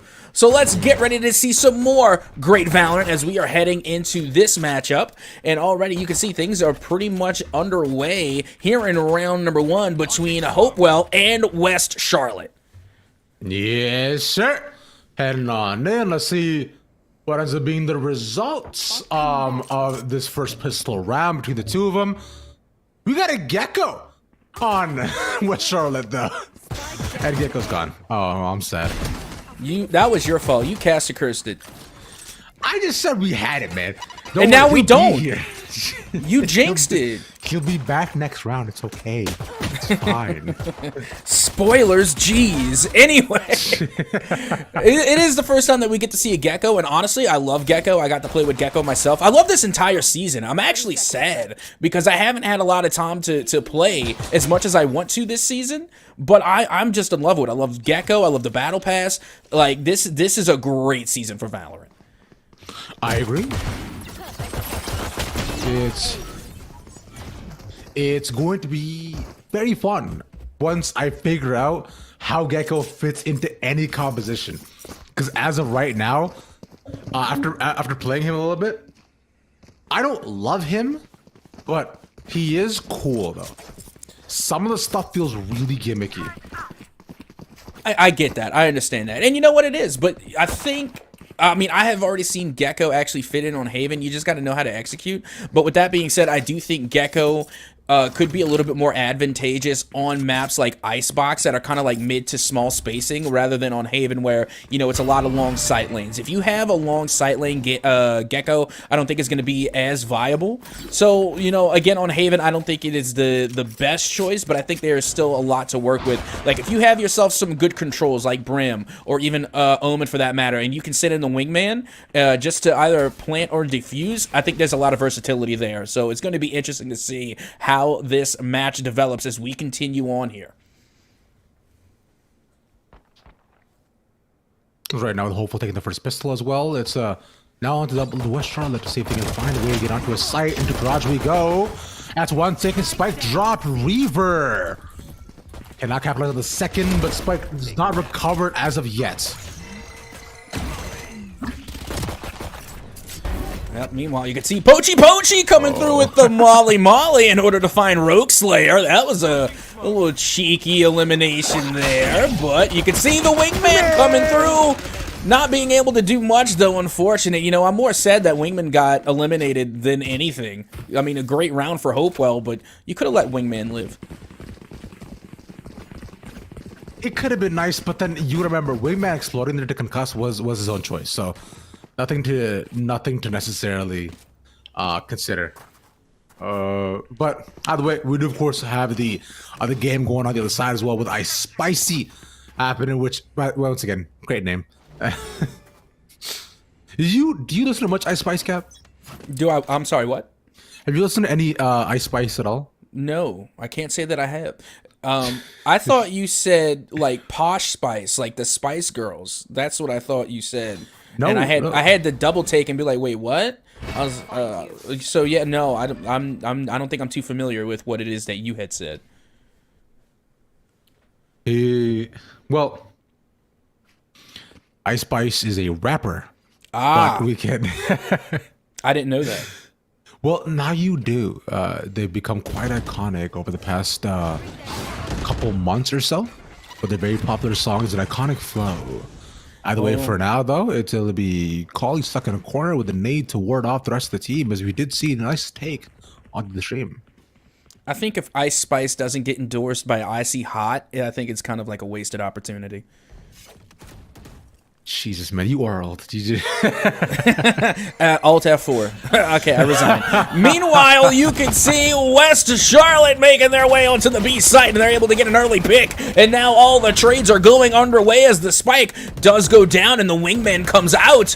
But look at Soldier Boy, still going to be holding on to that spike, goes for the fake plant, and gets gunned down in the process as Coley is able to come through with huge back-to-back limbs, and now only 2 remain for West Charlotte. Back again we go. Start off, pass the smoke, and Poachy again. Confidence and just the swing to close things out. Yeah, I mean, if a 3v1 doesn't give you confidence, I'm not sure what will, as they were able to come out with a pretty impressive win there. It's impressive merely just because it was the bonus round. Typically, that would be the round where Charlotte, you know, is able to make like a huge comeback, but Hopewell, again, able to come through on the sticks and really lay down those headshots and find themselves a bonus round victory. And keep in mind, the last 2 times we have seen bonus round wins, we have seen entire game wins. So this is a pretty good sign here, a good omen for Hopewell. On the other end, though, we see the Falco going up against the Ike as well. Okay, like that. Space versus Swords. I forgot which franchise Ike is from. It's Fire Emblem, right? Yes, correct. Yes, it's Fire Emblem. Okay. Yeah, but how many characters in Ultimate are for Fire Emblem? Oh my, that is a lot. You know, again, you know, initially Fire Emblem, I believe, was Marth and Ike were the first 2, if I'm not mistaken. But you got to keep in mind, Captain do be Captain, so you're gonna have to fact check me on that. Fair enough. It's a, you know, I know that's your brand, but I feel like if you said it another way, you're like, I'm lying to you all. No, I'm just trying to make you. The point is I'm trying to make it abundantly clear for anyone that hears any of my takes to know that I am an idiot. So, like, my takes are just that. They're just my takes. Like, don't take them as gospel. Don't take them as educated or anything. Just take them as, oh, this is what Captain said about this particular instance. So, what I'm conflating is that 30 seconds. believe nothing you say. Everything you've ever said might not be the truth. It Got it. All right. might not. It can be, but it might not be. Are you familiar with the phrase "take it with a grain of salt"? No, because I don't like the compound. 10 seconds. I don't think anything. Okay, well, with take salt. what. Enemy remaining. Okay, well then take whatever I say with a shot of penicillin. Calling my bot coming back. That's so much better. Okay. Hopewell with the 4-0, where they've just continued to dominate. Back and forth. Meanwhile, we'll see on the other side, there's a 2-1, so a bit more of an even matchup on their end, yeah. And again, you can see Hopewell gonna have that anchor there with the KJ over towards C, which we've talked about. And you know, we even mentioned it last week. And you know, I will be dead set in this take that I think KJ is the new meta sentinel. And you know what? I'm all here for it. And you can see that Hopewell, I think, can also agree. You know, they're sending that KJ to lock down C by themselves. Speaking of, in the last series when we had Hoff, they were going up with an Astra that was on that C main, and they were forced to anchor it by their lonesome, and it did not pan out. You can't do that with an Astra or any controller. However, you can hold down an entire site if you have that KJ. And that's the biggest part. KJ continues to be the greatest anchor. And I think the wingman was about to plant. Oh, he got stopped from planting. How could you? How could you? Man, a little bit sad about it, but gonna use the orbital strike in the corner. They couldn't get out. No way that gets 2, man. Oh, the spikes are stuck on site. I gotta tell you, I think Pochi is like the most aggressive defender I've seen in a while, and that's a lot considering that they're playing as a Brimstone, and yet they're coming through like with all these amazing frags. Meanwhile, you got Hector, who tries to come in clutch, but can't get the head clicks to go. The entrance to whoever's watching, and that'll be it for the round. Man, these is, you know, even though it's one-sided, this game's been a lot more fun, I'll say. I mean, I'm having a blast currently, especially, you know, watching Pochi just do some Pochi things, you know, being able to really come in and just out of nowhere get a lot of these frags. And of course, seeing, you know, a double LM orbital strike, also pretty fun. Normally, you just see the orbital strike as like a deterrent as to, oh, don't come on to this spike, or don't go for the plant, don't go for the defuse. You know, you hardly ever see it come through with an actual elimination. So to see it to come in with 2, you know, that's just a nice play. Meanwhile, Gray shoots through the smoke and is able to get one. Oh, man, that was just a quick saying I see no smokes to go down. Thresh might be able to do something here up top, and even the layers will not on time. It just continued the Valorant timing here. But, and again, with them losing 2 right after that, West Charlotte stuck in another tougher position, going towards B this time. And it's not an entirely bad plan here. I mean, they're in a 3v3 scenario, but Pochi is finally gone down by Malik, who we have seen take out the judge there. And you know what? That's the second judge elimination we've seen in round 6. And I gotta tell you, I'm all here for it. I'm all here for the fun with the judge. Exactly. Judge gaming is one of my favorite things. You know, back when I used to have a really, just not a PC, because I only built it recently in 2019. I used to play Valorant on my laptop on like 20 FPS and 900 ping, and all I ever used was the judge. It was very fun. If you want to throw it like way back, I used to play Call of Duty 4 Modern Warfare on a portable DVD player with AVI cables. How? What? That seems impossible. Hey, bro, when you're a gamer, and you know, you find ways. All right, you find a way. Okay, I respect it, man. I played COD 4 on the PS3.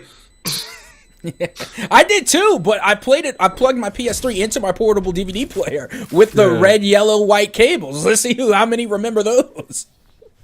They have courage. Jesus Christ. But it's just okay, and now we're back in again for Dr. Mario going up against the man with a tongue scarf.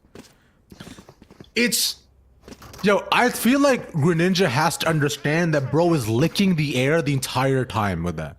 Hey, It seems so unsanitary. You think so, but keep in mind, Greninja Greninja is a water type. Greninja relies on water for a lot of their abilities. That tongue absorbs the moisture in the air, so they can have a constant resupply of water. If I sneeze, is he absorbing it? Probably, and again, I don't know if That's that's awful. I don't know if that's true or not. That's just capping, but I think that could be something. It sounds like something that could be true, but regardless, you have to put respect on Greninja as the greatest shinobi in Pokemon. True. He is very cool. Very cool.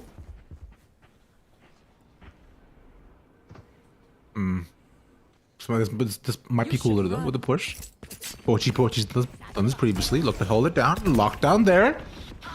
I thought that might have been selling the fake, but no, instead they'll look to start the lurk instead with the Reina to go all the way out through window, through garage as a deep flank. But Raze is watching by B. Gets taken down by Soldier Boy. Haha. Down to a 3v4. That was a nice little dodge move coming from Lick in order to find Hell there. And not only that, but they find the head click, and West Charlotte will find their first win here on Haven. Earlier than usual, but I'm glad it finally did happen. Meanwhile, a similar score on the other side for the matchup. We also, I believe, do got that 6-1 looking like. So, pretty much the exact same game going on between two colleges. That's pretty cool. Yeah, it is. I mean, the composition is a little different, but other than that, it's pretty much like a mirror matchup. And the fact that they're both on Haven just makes it even that much more interesting, I guess is the right word, because again, it's like watching the same match, but I don't know. It's very unusual, to say the least, to have like the exact same match going on at the exact same time. Right? It's pretty, like you said, pretty cool. Which is the absolute best part. But now, otherwise, we'll look back in as the A push does come in eventually. But they're playing for retake on the side of Hopewell right now, though. And you see, this is what they need to do. That's how you know they're starting to take these players from West Charlotte seriously. As you can see, Soldier Boy comes out with a huge pick there in the mid, but gets gunned down just as quickly. But that's how you can tell Hopewell is showing a little bit more respect, because they're not meeting them head on. They're giving up sight in order to play retake, which is how you are supposed to play Haven. So now they are going to play a little bit more cautiously when trying to take these sight lanes against West Charlotte. With Hopeful now on the retake side, they put it the lockdown as well.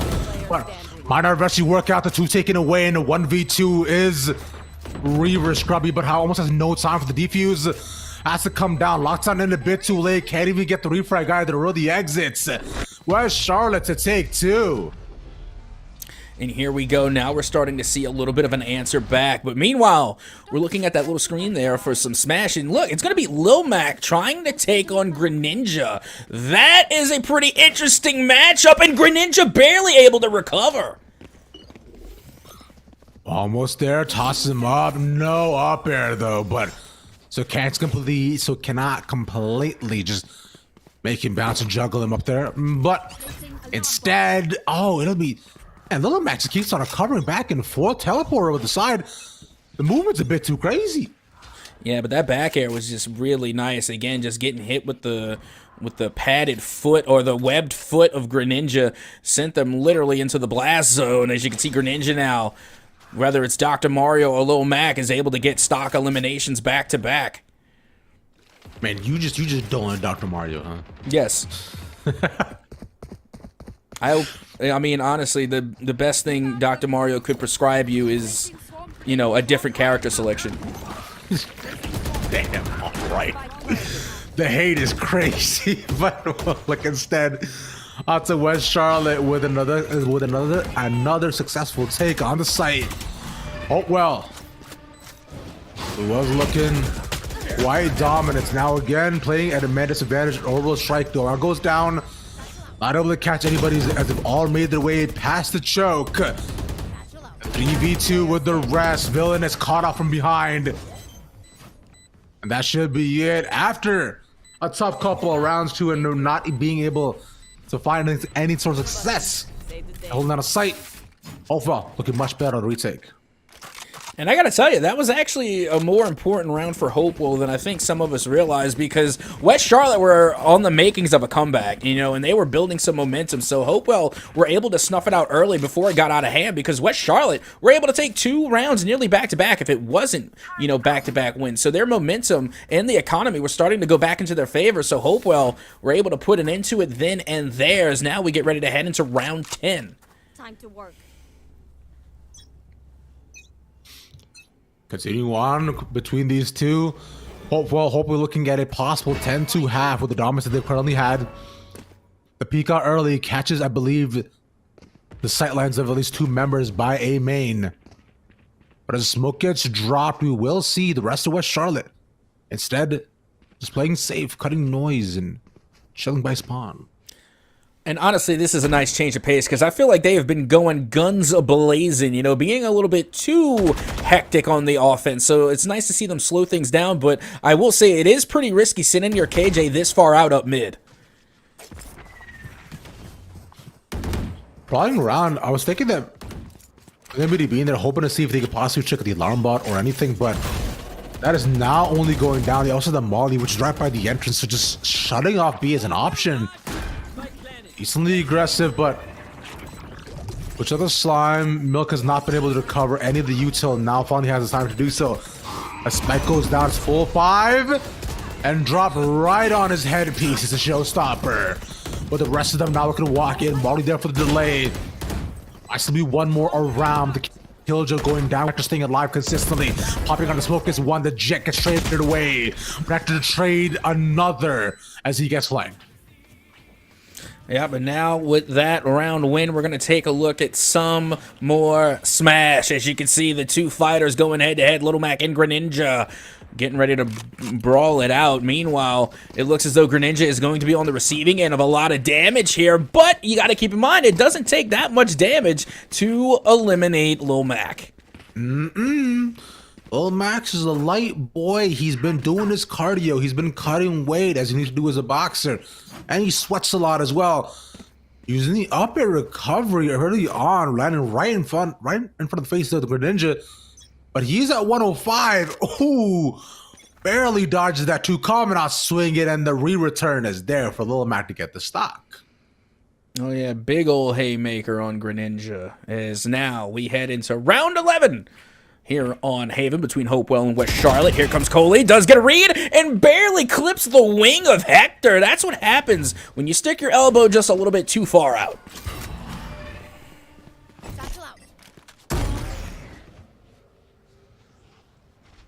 Nothing found.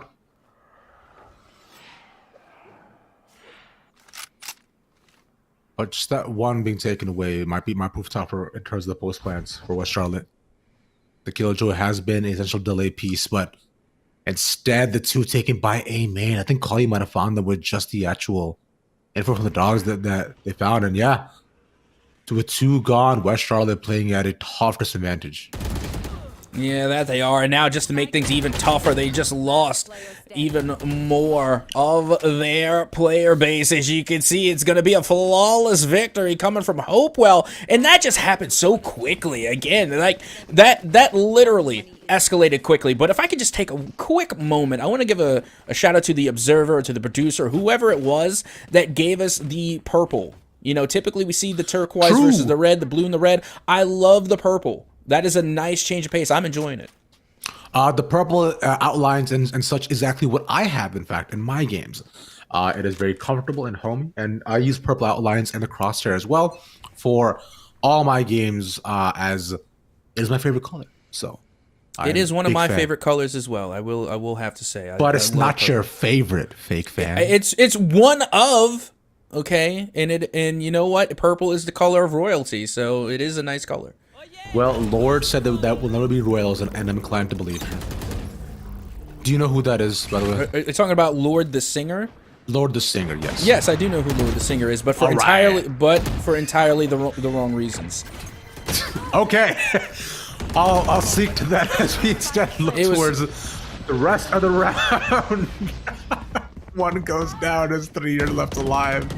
In a 4v2. My window, the garage finding continues. The knife will also use, but they've just traded spots from where they were at previously. Hector looking to defend his territory. The main locked on destroy. He's stuck in the corner. And Gray to take it home. Yep, that they will, and now are looking at a 10-2 split in the second half. Hopewell having a tremendous time here on Haven, and again, just being able to see Gray operate with the fade or with the raise pick, again showing us why that they are among, at least in my opinion, the top 2 most meta duelists. True. Now, Cap, I do want to hear the story as to why you know who Lord is. Okay, I was actually getting ready to type it in the Discord, but full disclosure, it's Sure. because South Park did an episode on Lord, and that's the whole reason. Oh. That's the whole reason I know who Lord is just because of the parody episode that South Park did. I mean, I know of their music, I know, Sure. their soundtracks and, what have you. I've heard their songs on the radio, I've heard their songs around, but I've never put a face to a name until that episode. You know what? Fair enough. I could totally respect and understand that. Lord is cool. And I do hope that you don't also imagine that Canadians look and talk like that from South Park. No, I mean, maybe. I'm kidding. I'm Regardless. right here. I'm Well, I hope you don't think that all Americans look like me. well, it's anyways, we'll look at the rest of the round shape out. A 10-2 half. Hopewell and West Charlotte with WC wanting to get one nice trade-off, but cannot get the 2-piece. Goose with just one as he pops through the smoke. That was a bold play by Validus, but not going to pay off. Oh, yeah, it's a bold strategy, Cotton. Let's see if it works out for him. But no, Gray, again, there to lead the way for Hopewell as they pick up a 3-piece in the pistol round and now are only 1 round away from putting themselves onto match point. But now Hopewell is going to call a timeout. Just look to stabilize likely just a little bit. Otherwise, for now, as we look at the Dark Pit versus Greninja matchup, never mind, it's Dunzo. It's all gone. Greninja has continued to dominate for quite some time. I'm thoroughly impressed, I must say. I mean, let's keep it $150. There's hardly a time where we see Kid Icarus come in and, just go to work, unfortunately. This is the second week in a row where I did see a Kid Icarus pick come out, as rare as it is, and have not gotten a win. So I'm not too surprised. And then, Greninja is a pretty steady pick, amongst the competitive Smash community. So no surprises for me to see Greninja once again come through and, get dubs on the board. So again, GG's all around and well-deserved. Greninja truly being, in my opinion, not only one of the speediest, but also one of the better brawlers in Smash. Speaking of brawling, as of right now, we're seeing what is the exact same scoreline between Butler and Eastmech as well. But I think Eastmech turns that around to make it a 10-3. A bit of a divergence from what we experienced previously. As we're down to 1v1, it is Mudkippo who just has to delay the actual defuse. He cuts it off at the half. He's just gonna stick it. Never mind. 11-2 we go. Yeah, I was about to say pros don't fake, but again, how odd is it that we're seeing 2 11-2 matches on Haven? To me, that is nutty. Meanwhile, look at what else is nutty, and that's Gray having fun with the judge on the A site. And this just as well from the new battle pass. It looks so sick. It looks like a futuristic little robot as well. I like it a lot. But let's see if he can get any work done. Surmise where the rest of the team is holding on the site. Popping out with the judge past the entrance would be the only way to just turn the corner, clear out the person. Shot does not get it, but Milk at least gets his, as was expected. But that close angle will not help.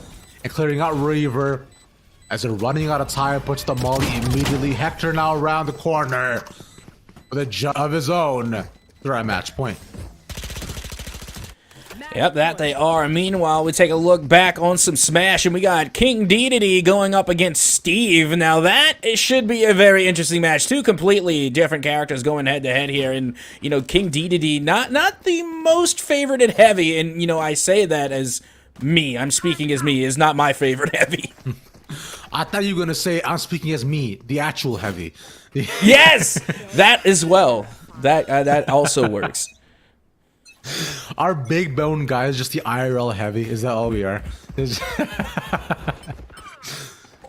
And you know what? If I'm the Heavy, then I want to make sure that I get a godlike recovery as well in case I manage to jump. Want that to happen, but Nah, I just float. I'm not good in the air, but I'm pretty decent in water. Valid. Double peek though, not gonna work out. Hector not, or she cannot land the final. And meanwhile, Gray comes into garage to clear out the rest of the members of West Charlotte. Well, we'll look at Hopewell. Want to close out this round and the game. Well, they're off to a great start. Not only were they able to get, you know, the 3v1 advantage, but they were also able to get a ping on to Rogue Slayer as they try and get a turn here. But you gotta keep your gun out, as that is just going to be an easy final elimination for Hopewell as they come out victorious on Haven. Right by the corner they are, as we're now in to look at the Hopewell West Charlotte Smash match. Steve not gone just yet, but please unban as at 106, so one decent hit to take them out. I'm wondering if that's in reference to saying please unban Steve, because Steve has been banned in several different Smash communities. That is true. He has been. Or you know what? I would be more than likely thinking the exact same thing. Makes the most sense, but still not immediate kill range as well. It dodges the spike. And if Steve wins this, then I think that's reason enough not to unban him personally. Because that shouldn't be happening. Yep. I mean, it hasn't happened yet. You can see King Dedede coming in with that massive recovery, but it will be the down air coming from Steve to solidify that victory. But when it comes to unbanning Steve, I'm on the team of let's not and say we did. Yeah, agreed. Very much so. As Butler now in 12-2. As we just saw alongside of Eastmac, it was a big clutch as well for the Cypher to hold things down, but now it's on Estal's, only good for one though, but Raider makes more than enough space. It's continued trade towards the back of the site, down to a 2v2, as down goes the plans on A. Yep, and now the retake is underway, which honestly should give an advantage to East Mech, as they are going to be grouped up here over towards the side, but the trade does go underway, and now it is a 1v1.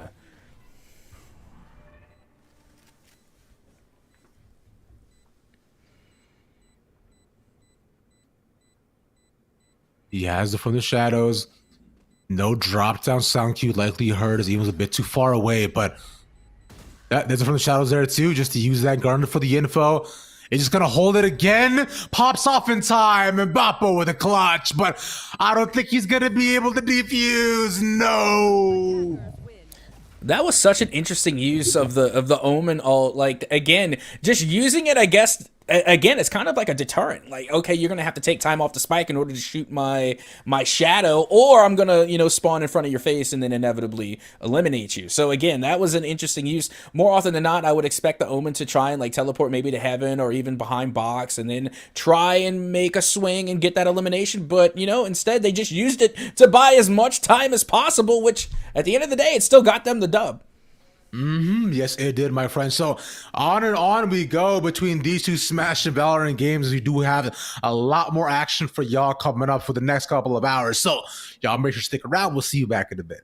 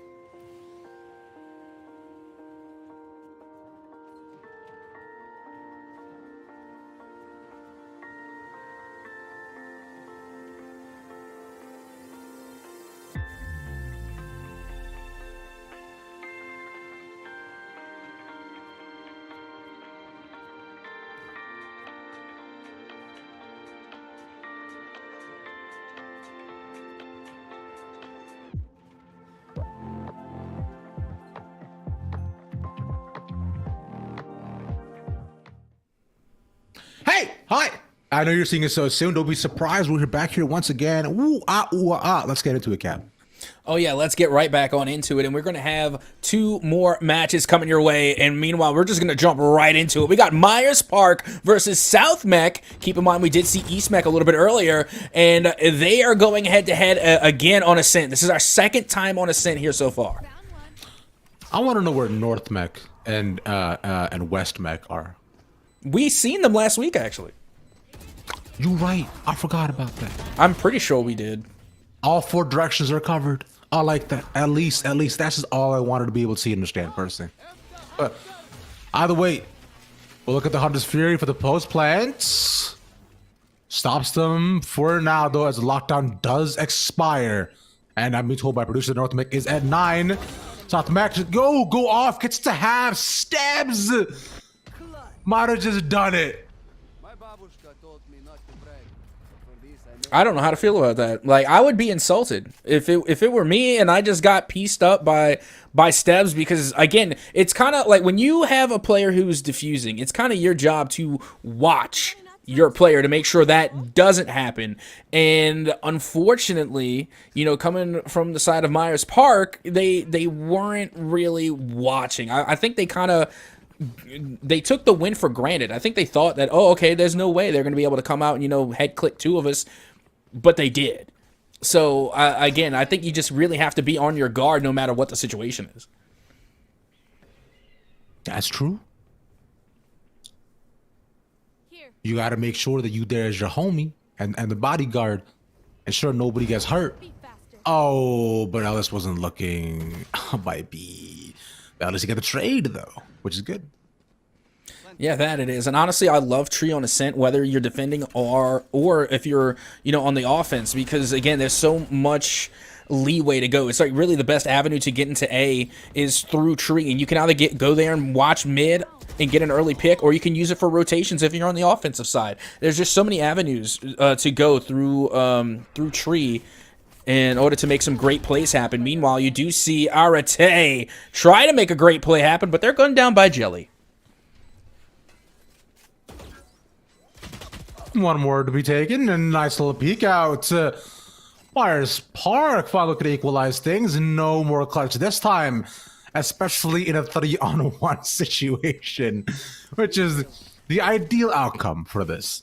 Nonetheless, a bit more even in terms of the games we're seeing. I mean, this is already more even than any of the games we've seen so far because Myers Park has 3 wins on the board.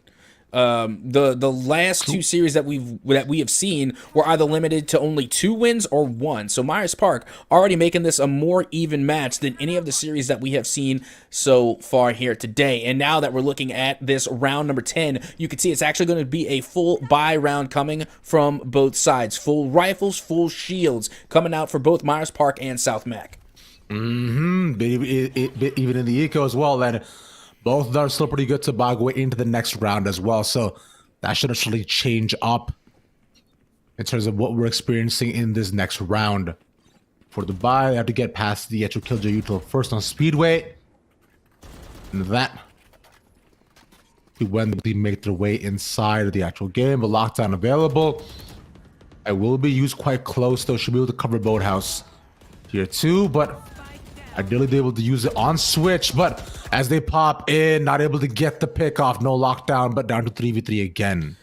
Actually, I love the positioning coming from Myers Park right now. It's still early in the round. It's 3v3, but the way that they were able to handle Boatyard on the initial push was fantastic because normally you would see KJ anchor the entire side of B by themselves, but instead they sent the Sova there as well, which was really needed, and then they were able to at least get the trades in order to keep this match even. So I think this was a great start from Myers Park, but it's all going to come down to whether or not they can finish just as strong.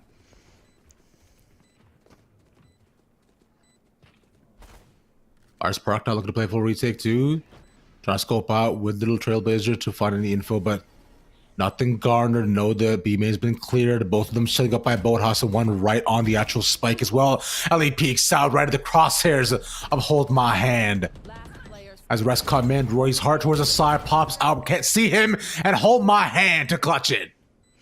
And there you have it. The entire time I'm thinking, like, literally all you need is a util. Any type of util, a molly, a nade, something that you could throw into the Boatyard, and then you were going to make this an even matchup. But no, I gotta give it to Hold My Hand because they were able to find the head clicks, not just on being able to, put an end to Arate, who was literally just a gust of wind away from being eliminated. They had nothing, but they were able to take down Roy's Heart, and they were able to get the elimination on Steps as well, which was a huge clutch dub, and that is how you put your team on your back for that round. GG's to Hold My Hand.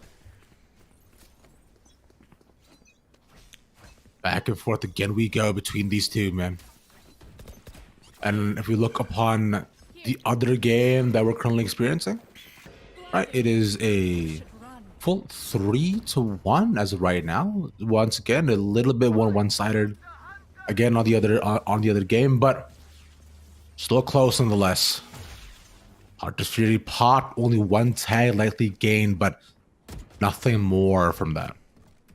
And you can see this is a full convergence from South Mac onto A. So if they are going to push, now would be the time, especially after that suppression from the KO dagger, because you're going to force the side of Myers to try and back off, at least until their abilities come back. And this should at the very least get their spike down, as it does. And now is going to have to be a retake coming out from Myers Park as the trades are already underway. Back. Ooh, Arete takes 3 up top on Heaven. And a beautiful start off to leading for Zalor. With the last one left. It is going to be suppressed. And deciding to take the much safer routes of just saving and taking his gun all the way towards the B site. Oh yeah, it's time to GTFO. South Met came in with a mission and accomplished it. Again, that was just a huge round coming from Arete, being able to use that jet and just going up into Heaven and wreaking havoc, coming through with those 2 back-to-back head clicks. And the KO ult is a prime example of why they are so viable on this map. So good job from South Mech being able to make the most of that round and make sure that they are able to confirm their spike plant. But all the while, you know, we're looking at Smash and we can see Pokemon Trainer, one of my favorite picks in Smash, doing pretty well so far. I agree. Okay, so I believe you said GTFO, which stands for Garner Tim's Fancy Oculus. Yes, that's exactly what it stands for. Cool. Thank you. Just wanted to make sure.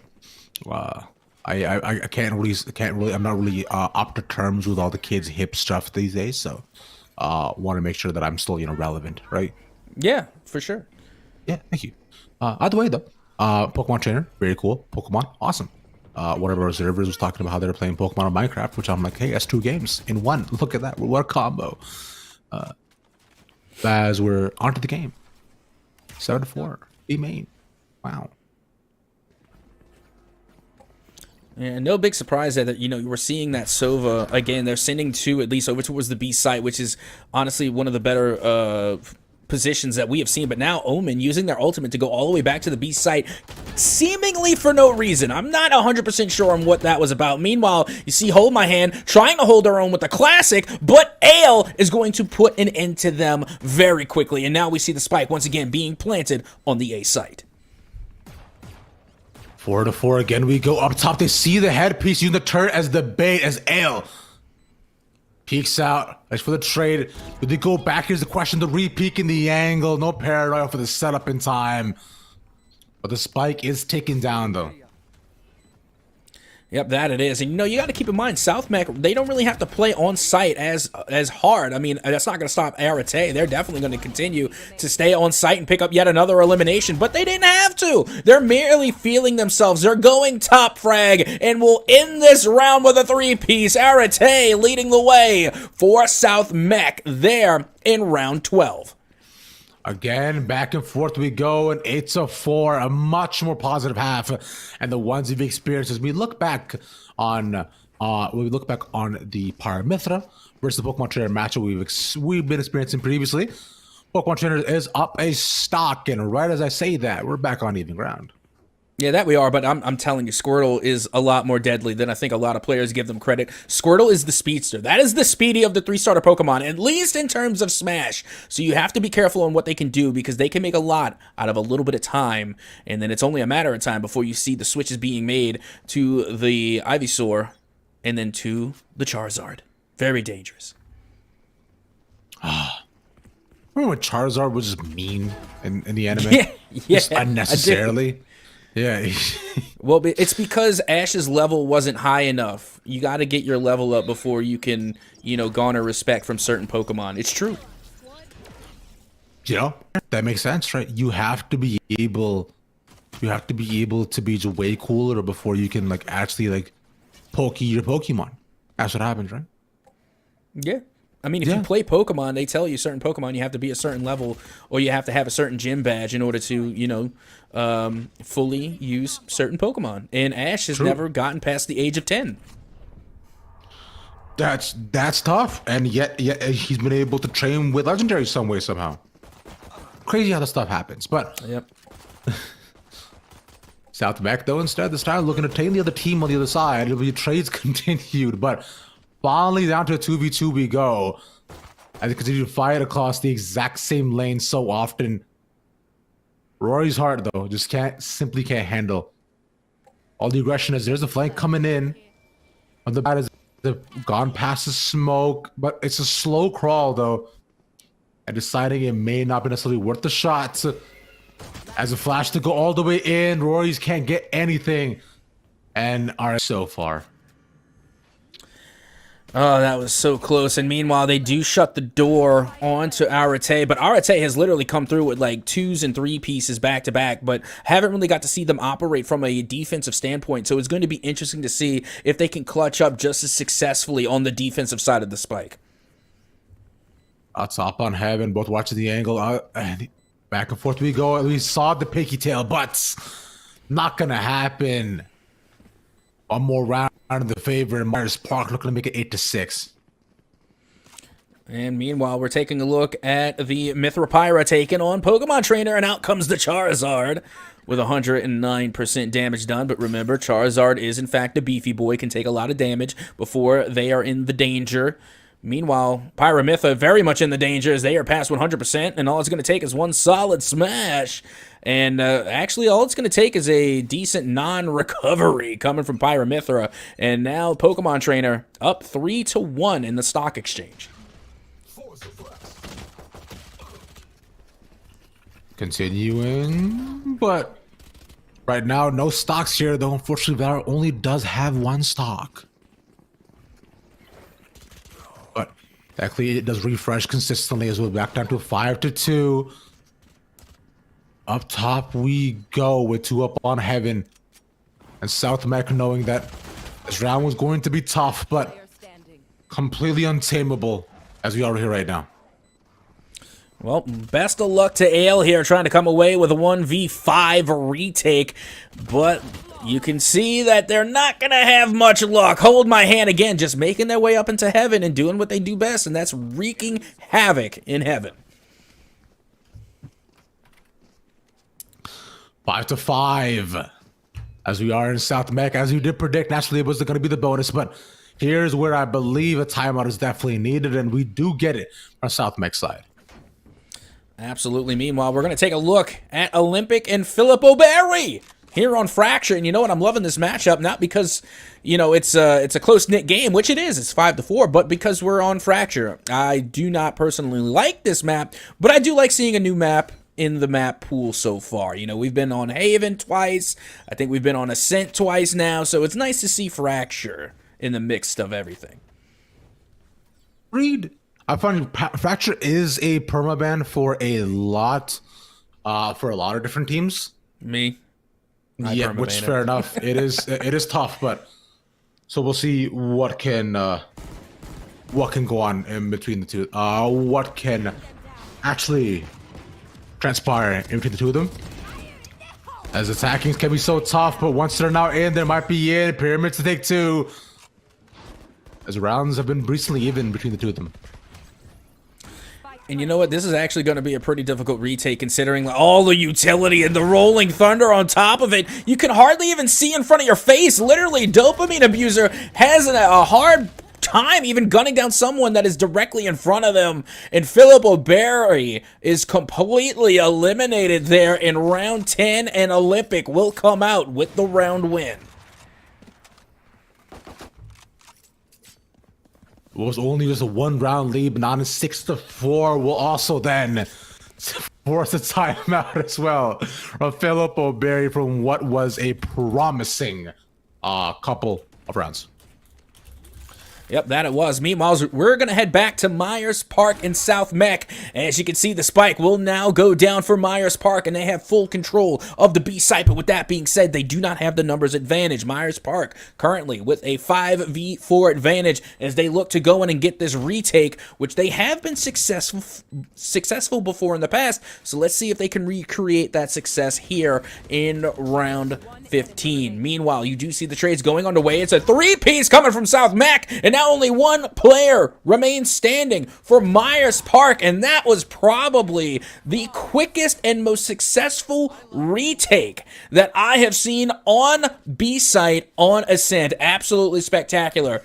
A spectacular round coming from South Mech. Woo! Let's go, South Mech. All right, back in 4 or 3 rounds in a row that they've gotten for themselves. It seems as though the defense just seems to be the name of the game for a lot of these teams. The switch-offs is working out beautifully for themselves, and I find the comp in general, too, does definitely play a lot better when they're allowed to be given their space and coming for the retake options. But because even right now, as you see, they're set up in a position where they're very far back as well. You know, 2 holding up by trees and 3 around the areas of heaven, and then playing floater by B for the killjoy. Oh, absolutely. As we are here in round number 16. And it looks like it's going to be somewhat of a slow rotation coming out from Myers Park as they try and find an opening. Keep in mind that KJ still fully controlling that B site. And it has little to no pressure there over towards mid. They could try and go tree, but they're going to have to get past Arate first if they're going to try that route.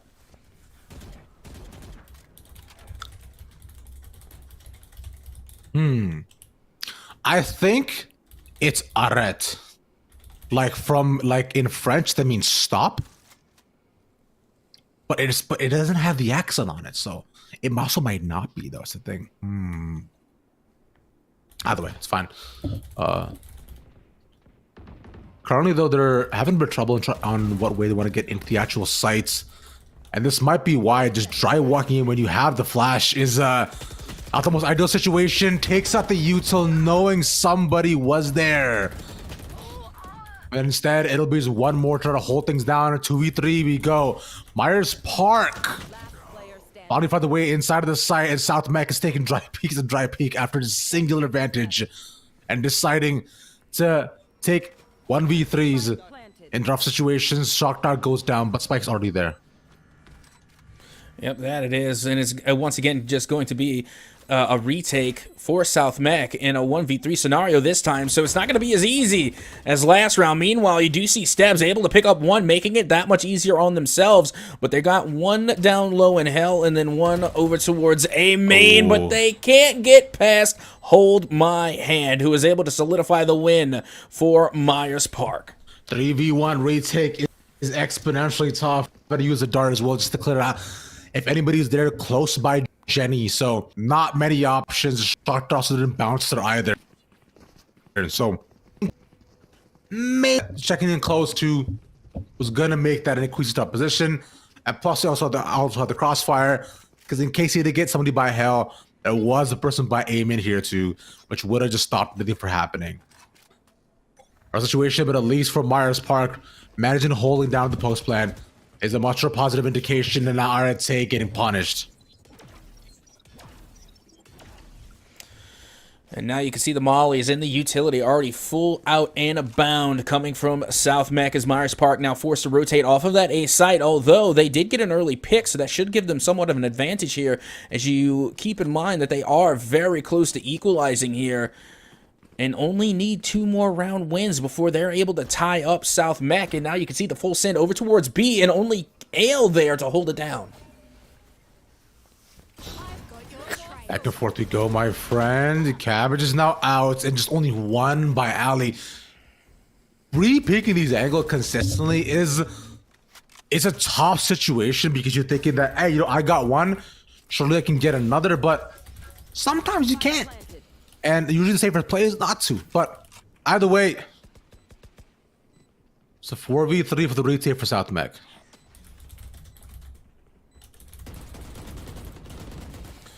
And now look at Stabs once again trying to get this big retake here over towards the boatyard. Keep in mind, last time we were here, it was a massive retake that was executed very quickly from South Mech. Meanwhile, you do have a Yikesani holding things down, able to get yet another head click, and Ellis is all that remains for South Mech. The blind goes out, keeping them at bay, and Yikesani comes away with a 3-piece on the boatyard to secure that round win for Myers Park. Myers Park coming back. You said it was a possibility. That was something that was written right there, and continuing forward to only one more round needed against the half buy of South Mech. Entirely possible that they switched this game around for what was a dominant lead held for SM side. Light Shields and a couple of Spectres, and I do wonder for this point if they continue to peek out so aggressively, because they have just been getting punished and losing a man advantage, but instead of the single, it'll be the double peek this time, at least with the flash setup. And now you can see Yikesani operating in the smoke, trying to catch anybody off guard. Not finding much, though. Again, it looks like just another slow push here, as they did have at least one angle, and they're finally able to capitalize from up on high. Yaxani finally gunned down in the exchange, and it will be a 3v2 now in the favor of Myers Park. 5 fall in that entire exchange. There was no flash setup as well. Nothing was necessarily suppressed. And the knives going wide. So that immediately, I find you're walking with 3 and not using Dujuto there is a tough call to make. But Stab is now again picking the pieces back up, getting the ping almost onto Jelly, finding the angle, and saving the round. Oh, absolutely. And now you can see that it is going to be a tie game. Oh, no, I'm sorry. South Mac actually came through. As soon as I thought that we were going to have a tie game, no, South Mac is able to come in clutch and still maintain their lead. As now we are heading into round number 19, and South Mac that much closer to being on match point. Again we go as we take a look at the EastMech versus Butler game for Smash. Which this in and of itself too, bro, did Greninja get some buffs or something? I've seen so many of these throughout the day. I don't think Greninja has gotten really any buffs. I just think that more players are beginning to use Greninja, so now more players are figuring out how to correctly use Greninja. So the more that you see them, the more different, the best way I can say is that the more that people use Greninja, the better Greninja is going to be. Because that's when people start to figure out more meta mechanics, they start to figure out the zoning that is required to use Greninja. So I think that's what is actually happening here, is because I don't think anybody actually gave Greninja a solid chance before. You know what? It's valid and understandable. Because it reminds me of the days of a million such where people coming out to play Mewtwo, thinking that, you know what, he's not that great, but it didn't end up being too bad sometimes. Either way, we'll just continue with the trades between the two of them. Look at least get one more stock to this. Could be a special 3-stock situation for Makipo and Beham as he dodges around every move that Visual Game & Watch has. And take a look at this. That is a huge forward smash coming from Makipo, as they are able to solidify their win, especially over a Game & Watch, a character that has been a staple in Smash for so long, especially one that has been considered really effective in the past. Now falling to that Greninja pick. You'll love to see it. Meanwhile, we're heading right back to the action here on Valorant between Myers Park and South Mech, as Myers Park once again looks to find a victory here on the offensive side. Only 3 more rounds needed for South Mech to close things out in terms of the game. And Myers Park, as of right now, too, 5 people strong, popping into the side. Previously, it has been their Silva, who has continued to clutch things out 2 rounds of previous in a row. As right now, here, and if I'm South Mech, I save. Or not. Well, it's going to be interesting to see if they do decide to save, but I don't think Arate is going to be saving. They're going to be jumping right into this with the Blade Storm, but get picked out immediately as Ellis now is held to market and can't really find a way to get out, as they are going to push here. Rory's Heart now looking to make their way over towards the boatyard, as they are the last player standing, and they do pick up 1 elimination before they are gunned down. And that will be the round win going to Myers Park, who are once again only 1 round shy of equalizing. Again, same situation. Silva was ultimately gone, playing with a disadvantage, a bit too forward in the defense, and now they're allowed to fully walk into the site and hold things down. Although the trade was decent enough to near the end of the actual exchange, but eventually so, because Myers Park just has such a grand advantage. Spike was planted. At least South Mech to scramble. And now, like you said, 1 round away from making it 10-10.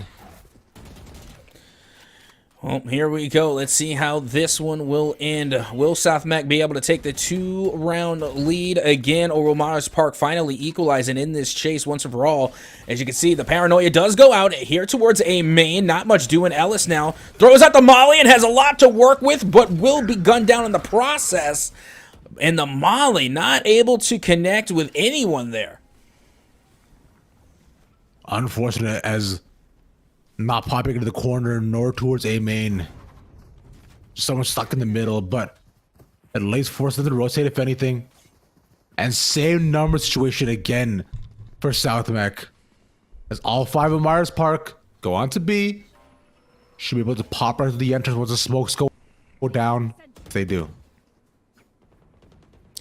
And once again, it just seems like a similar situation. Meanwhile, you do see the trade, 2v1 in that trade, and now only Arate, again, left standing for South Mech as the spike does go down, and it looks as though, finally, Myers Park will be able to equalize. All they have to do is just gun down this lone jet. It's a lot easier said than done, though, Kev. That's the thing. Jet isn't up. And it might not even need it. By the way, the lone jet I thought could have postured to pick up more of a fight, but SMS RT with no cover, no flash, can only go so many places.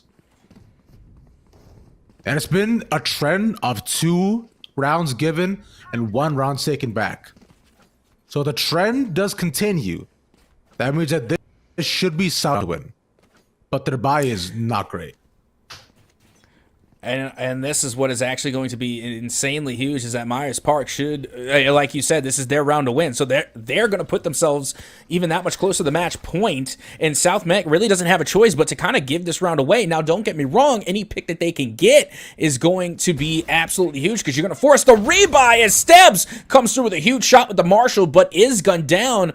But that already is going to be a huge win in their favor in terms of economy, because they're going to have to force Myers Park to spend the money in order to get them back to a full buy going into the next round.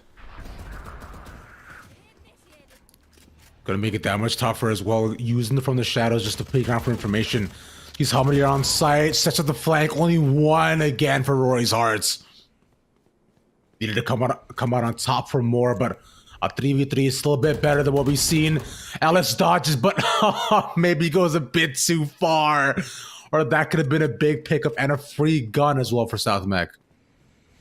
And you know what? This is actually a pretty decent round coming from South Mech. Being able to hold off this opposition, again, with some of the bargain bin buys that they managed to come through with, is just absolutely insane that they have been this successful and now find themselves in a 3v2 and are actually in pretty decent shape to try and get this retake, now that you see that the KJ coming from South Mech was able to find themselves a Vandal. Might help out. But do Ale and RT have the clutching in them, though, is the question. Does Ale even check the corner, though? Yes, he does, and he comes out. That's a nice clutch, but they gotta clear Wine and now Hell.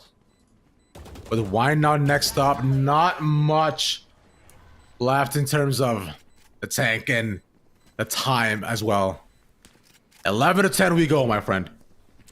Well, here it is. It's either going to end with Myers Park being on match point, or we're going to see yet another tie game. But as you can see, it is going to be a full buy coming from South Mech. And not only that, but this could be their last, because they will not have enough economy to buy again on match point in next round if they lose. Meanwhile, Myers Park, they got plenty of money to relax and take a rest on. If they go down here, they still have enough for next round. More than enough with how many rounds they've taken in a row.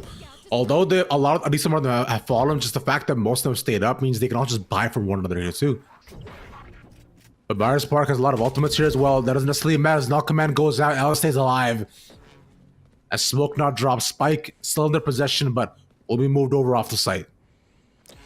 Yeah, and then, you know, this KO ult, again, used preemptively. Not the worst strategy in the world. I mean, I would have saved it at least maybe for a retake, or if once the clock started to dwindle, but it was still, you know, able to come through with at least an early pick. Meanwhile, Hold My Hand able to get 2.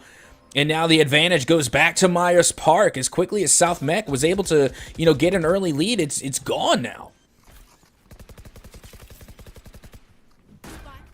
Unfortunato, my friend, but it'll leave them at least in a possible clutch situation again.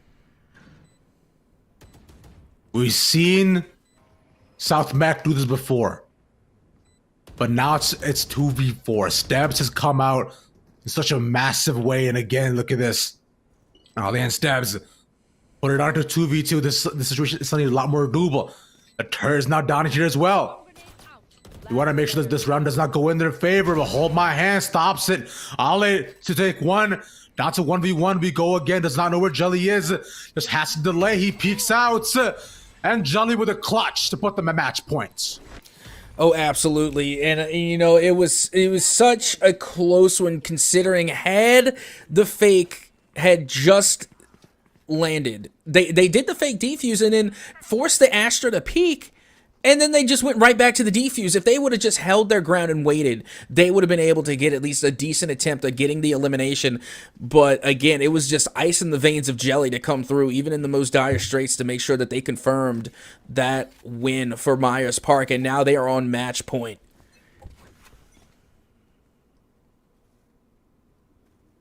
All you gotta do is close things out. Right now, Myers Park has every ultimate available and possible for them. 3 away from the Cabbages, but Blitestorm popped, lockdown there to clear out B sites. Is it going past the smoke? Ollie almost gets taken down, but it's a 5v5 retake. And at least it's a better position than what South Mech has been in for the majority of this game here on Ascent. Meanwhile, you got Rory's Heart going up top, looking to get a read here, but the blind now goes out, and they're forced to drop back inside of the smoke. And they do get the spike down, which is actually huge for South Mech, and only to follow up with even more trades, as they now have the player advantage in a 4v2. This is suddenly so big. South Mech comes out in a massive way. They don't want to go down just as of yet. Spike not even down here either, and SMS RNT. And Rory's Heart to take the final one more round. Honestly, I didn't even think Myers Park were going to have enough to get a decent buy, but sure enough, they did, and they were able to come in clutch in order to get that round win, and are once again within one of equalizing, but it's still so close. Myers Park still on match point, and that looming danger is still just hanging over South Mech. Feel looming danger here, by the way. We're looking at Banjo versus Squirtle. I feel could have been one of the actual animals that the Banjo pops within their games. So I feel like Squirtle might be in danger. I'm That's actually a huge ping. Oh yeah, and you know, I'm actually, you know, kind of rethinking my position on Banjo, just because I'm not the biggest Banjo fan. But fun fact, Kirby Kid was actually able to win the most recent Louisiana Smash by utilizing, yes, their King K rule, but Banjo as well. So, you know, I might have to rethink Banjo. Hey, that's pretty cool. I do like that a lot. I don't hear a ton about the Ultimate scene. I hear a lot about Melee due to a podcast I listen to, because they're big fans. It's called The Yard, and on there, you know, they talk a lot about Melee stuff. And recently, I heard about Amsa winning, right, with the Yoshi, which is very cool. Oh, I haven't heard of that Yoshi before. Yeah, big fan. Mm-hmm. And, you know, the only reason that I keep up is just because, you know, there's not a lot of esports in Louisiana. So if there's anything esports related in this state, I want in on it. Dude, fair enough, yeah. Decent amount of Toronto here, but we'll pop into the site. One taken, big first pick off. But can they hold the rest here? The question that Ellis has to be taken out next. Heaven now cleared out 2 space, taken 1 by 1. South Mag far too close in a retake position, and it is given away clean picks. But the rest of Myers Park 3v1 is Stebbs. He's been here before. He's done it twice. Can he do it a third time to save his team? Well, only one way to find out, and eventually they're going to have to drop down from heaven. As you see, they try to throw out the dart, but not much doing. As now they get a read out towards the corner, and they can't get the elim. Jelly once again will come in clutch to get the final elimination and the game win. And what a fantastic showing there in that last match. But now we are headed over towards Fracture to see Olympic take on Philip O'Berry. Philip O'Berry, 12 down, total 7. Been rough for half of themselves, but it seems as though Olympic, right, we saw them have a beautiful ironclad defense, as you can see the run from them so far. But now on the attack, it has naturally been a bit tougher for attackers on Fracture. And looking like they also obviously lost that round. Their eco not great. And then being on a save will likely result in Filippo Berry going up to 12-8. Well, here we are. It is round 20, and Filippo Berry have to answer back here. This is going to be a tough one. But with that being said, you know, Olympic not looking in the best position right now. As you can see, they're trying to force their way over towards that B site. And now you can see Facebook friend coming from Arcade does pick up the alarm bot, but not going to be able to get a read or get any type of picks right now. Filippo Berry playing pretty cautiously.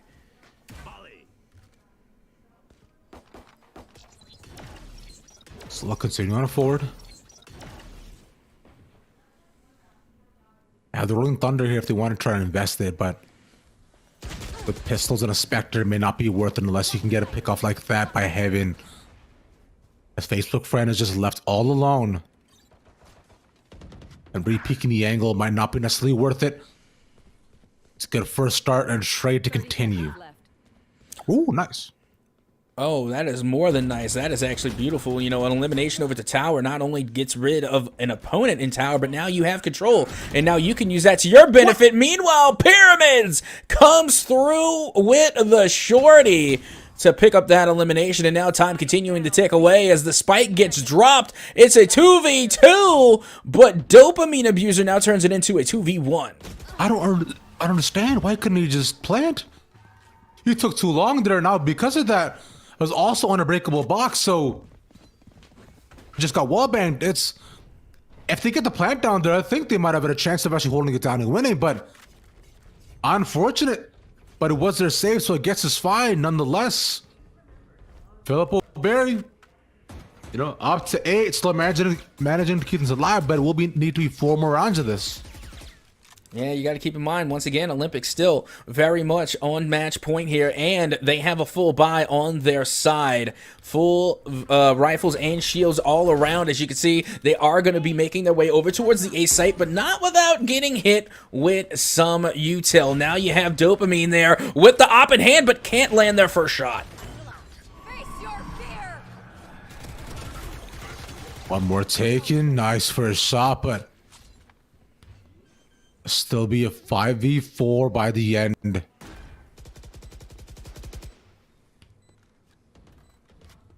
Evan Titan waiting for the smoke to dissipate to possibly hit the peak. As it doesn't see anybody out of the corner of the pixel angle just yet. There it is. And finds it just as quickly. Tower to be taken down, but that's one more.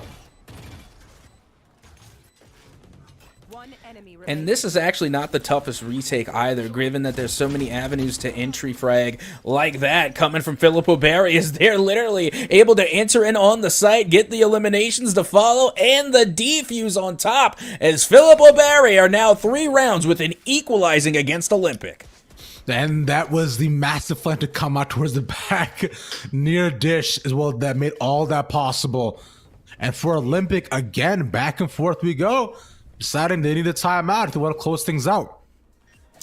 Yep, and now we're going to take a look at some Smash here. As you can see, it's going to be Game & Watch versus Inkling. And to be honest, you know, I kind of favor Game & Watch in this matchup, but right now I got to say Inkling definitely giving Game & Watch a run for their money. As you know, I think, you know, having that Inkling, you know, especially being able to use the ink splats are a little bit more effective on some, you know, big, heavier bruiser type characters. But nope, apparently it works on Game & Watch too.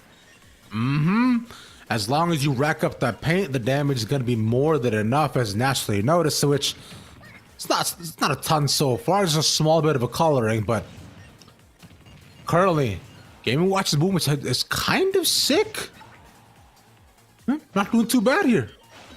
Yeah, you got to watch out for the chicken, though. Whenever they start cooking, it's going to be a bad time for whoever is on the receiving end. Meanwhile, you can see Game & Watch does take it back towards center platform, nearly going off platform, but is able to recover.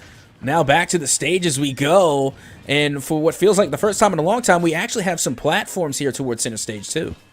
Big fan. We've been on FD for quite some time, so I am happy to see the change up.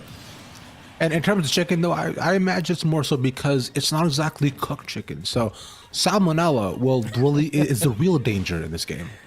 Plus 50 poison damage if you get hit by the salmonella. Meanwhile, it looks as though we're ready to head back into Fracture, and it is going to be Olympic still on match point. But keep in mind, they just came off of a loss on a bye round, so they're going to have to force to save here as we head into round number 22. Rolling Thunder and Orbital Strike available for a clean side exec. They do want a spike centered around the A site. They haven't decided to enter much yet, or nor they've taken a ton of space. They're all just waiting, but Pyramids has made his way so far in. He's tower. His Facebook friend off out as Olympics swing off. This is the question. He's concussed past it, and we'll have to back away. Yep, that they do. And now I had thought for a moment I was a wall bang, but I couldn't really tell. Regardless, is going to be some impressive trades coming out from Olympic, given that they don't have their full buy. As now you can see Facebook friend able to pick up a Vandal, and that's going to be even more dangerous as the spike does get planted on B, and this very well could be the winning round for Olympic. It's 4v3, so I don't want to count everything out just yet, but they enter right in Canteen. So they need to find a way to pop out, and they have not been able to clear any of the close quarters here either. It is a tough part, but Goblin Master check close. The op manages to get one more. We're down to 2v2, and Pyramids here again. They're not giving away his position. One more to be taken, and that we go. Olympic to win the game. And that was actually a huge round because you got to keep in mind, they did not have the full buy on their side, so they were able to make a lot work with just a little. As now we head back over to some Smash, as it is a one stock versus one. Meanwhile, Game & Watch with a huge lead in percentage over this Inkling. Yeah, usually so, but that was just a one stock game. Either one of them can end it as he tosses him off the stage. The bomb not to hit. Inkling recovers, but just barely.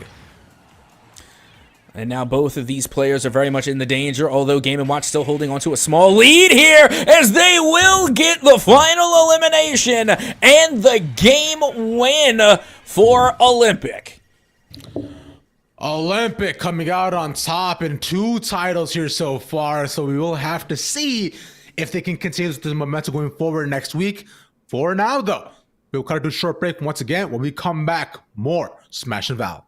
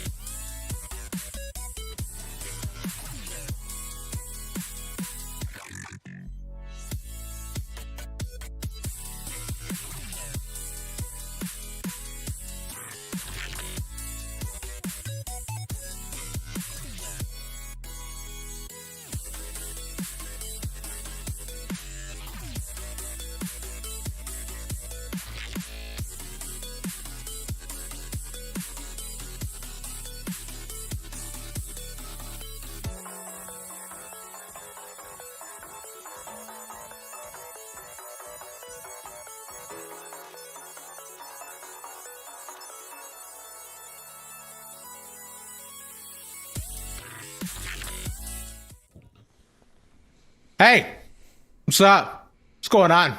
Doing good? I'm doing good. I'm Rav. That's Cat. We got Val and Smash. Let's go. Yeah. Yeah. Honestly, I think you described me perfectly by saying that's Cap. That's the whole point. And meanwhile, we got Smash, and we're gonna have Villager taking on Lil Mac. Yeah, and that's that.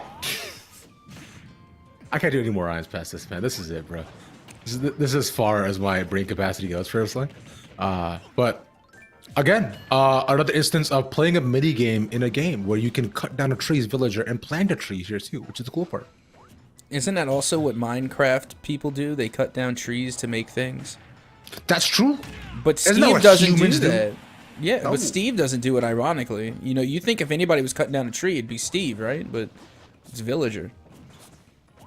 That's you not wrong, by the way. So by the way, this is the Olympic and Filippo Berry game going on still here, as we should still have after this. A couple more colleges going on back and forth between the two of them. But this is I would say fun mechanic that you pretty much have to plant the tree, water it, grow it, and then cut it down. It is a whole circle of life here for Villager, where there's so much interaction and there's so much thinking. I'll be honest, I have not seen Villager play in quite some time, and I think it's for that particular reason, because Villager was literally running the table on Little Mac the entire time. The whole time we've been spectating this match, and all it took was one uppercut from Little Mac, and boom, it's a stock elimination. I think it's because we're not here, and also because the KO landed too, which is kind of disgusting. Where I think that literally kills from 30% for any light character, which is really impressive. But either way, looking to charge that up as much as possible. Little Mac recovers some way somehow, but I don't know for how much longer to make it. Ooh, split frames to survive and get back on stage. That was nice. Yep, meanwhile, speaking of, you could see Villager trying to take things off stage, which makes sense because Little Mac doesn't necessarily have the greatest recovery, and Villager honestly has a lot better of a recovery, using the balloons just to get back on stage. So if they do manage to get Little Mac off stage, could be a huge advantage. Mm-hmm. Could be pretty nice. Oh, blocks it though, gets the immediate counter. Tons of damage though, but again, here's the issue. Little Mac has the KO. If he gets close enough, Villager will die. And I couldn't help but notice that Village's abilities really don't deal a lot of damage. I mean, take a look right now. You see Little Mac with over 200% damage, and the only thing it looks as though that could have the knockout potential is this hydrant that they constantly send out. I'm not even sure if that's a hydrant, to be honest. It looks like one to me. I think it is, yeah. But I believe their tree is the main finisher because that does the most damage, right? But and getting past is going to be the biggest trouble. Oh, KO? Yep. GG. And that's why we don't see Villager that often, because of that. Yeah. Villager bad. And as we're back onto the Palisades versus JT Williams. For some of Valorant, Palisades been kind of knocking it out the park on defense here on Icebox. 9-0 start. Able to make it 10, one person detained, tracker with 2. But the Molly's going to clear him out of the corner, and Chromatic gets the 4K. Nearly getting the ace, too, and I can't tell you how many times I've seen that happen where you have a player pop off, they get the 4-piece, but never quite the ace. It's such a rarity. It's so hard to see, but you love it when it happens. Meanwhile, I do believe you had even mentioned last week that Icebox is a defensive-sided map, so it only makes sense that Palisades currently in the lead, 10-0, but you would think JT Williams would manage to get at least one win on the board. Their composition is pretty good, in all respect. They're going with the double Sentinel composition. Not bad. It's definitely going to help out more on the defensive side than on the offensive. But I think if you were starting on the offensive side of the spike, you might have wanted to go with the double initiator comp to kind of match that of the Palisades. Mm-hmm. 1,000% true, my friends. And now for the Palisades, we're looking at them to be possibly get the next 2 rounds in a row. They're stacking up the A side, the Killjoy just anchoring on B by themselves, getting no indication of the side entering just yet. As past the wall they go. You should hear them now all going in. But there's no wall. They stop the plant. The spray through finally works out, and they do it once again. This op shot goes wide. But still, 3 alive, and there's... Oh, never mind. Yep, again, the op in the hands of the Jet, one of the scariest things you could possibly see on a Valorant map. And here on Icebox, it's no exception. Even though you do see you got the Viper Orb out, the spike has yet to be planted, and they really can't find an avenue in order to reclaim it. They have given spike away, out goes the snake bite, and now followed up by a headshot. Fortnite will be able to get an elimination onto Mass, as now only one player remains for JT Williams.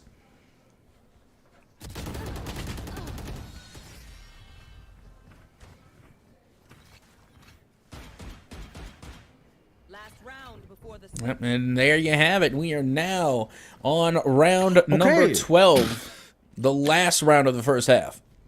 I was unfortunately muted. But yeah, no players now retained for JT Williams, but now they're back up to 5 as we versus pretty cool.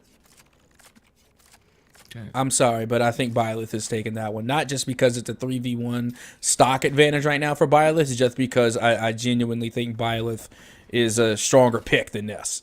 That is why MK Leo plays Byleth. I find, and I've heard.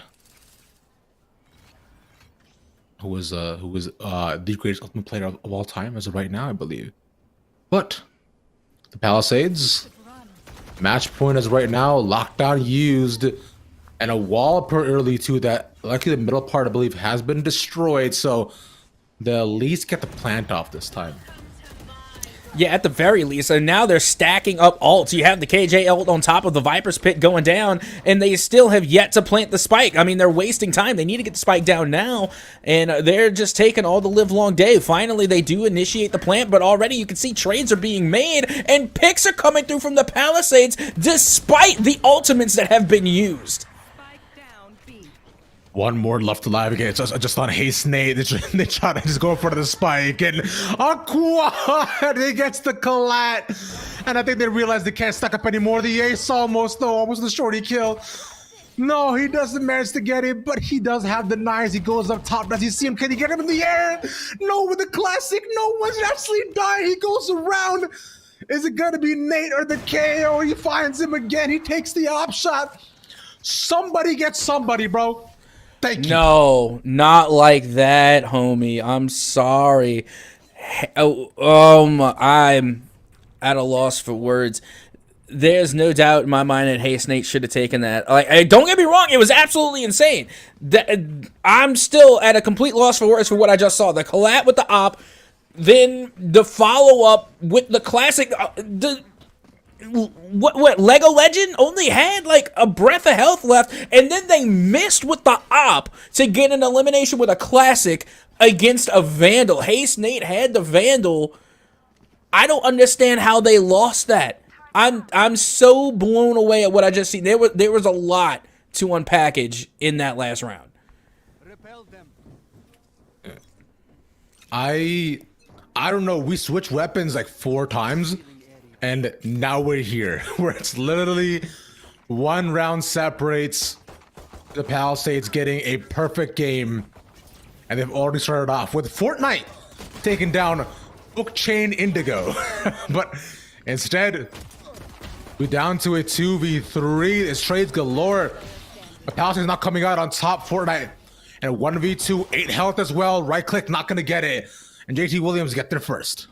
Well, there you go. You know, it's going to be on the second half, and it's going to be on the defensive side of the spike, which we have said, Icebox is a defensive-sided map. But can they ride that to 12 straight victories in a row? That is a tall order for any team. The 12-0 curse I just saw in chat.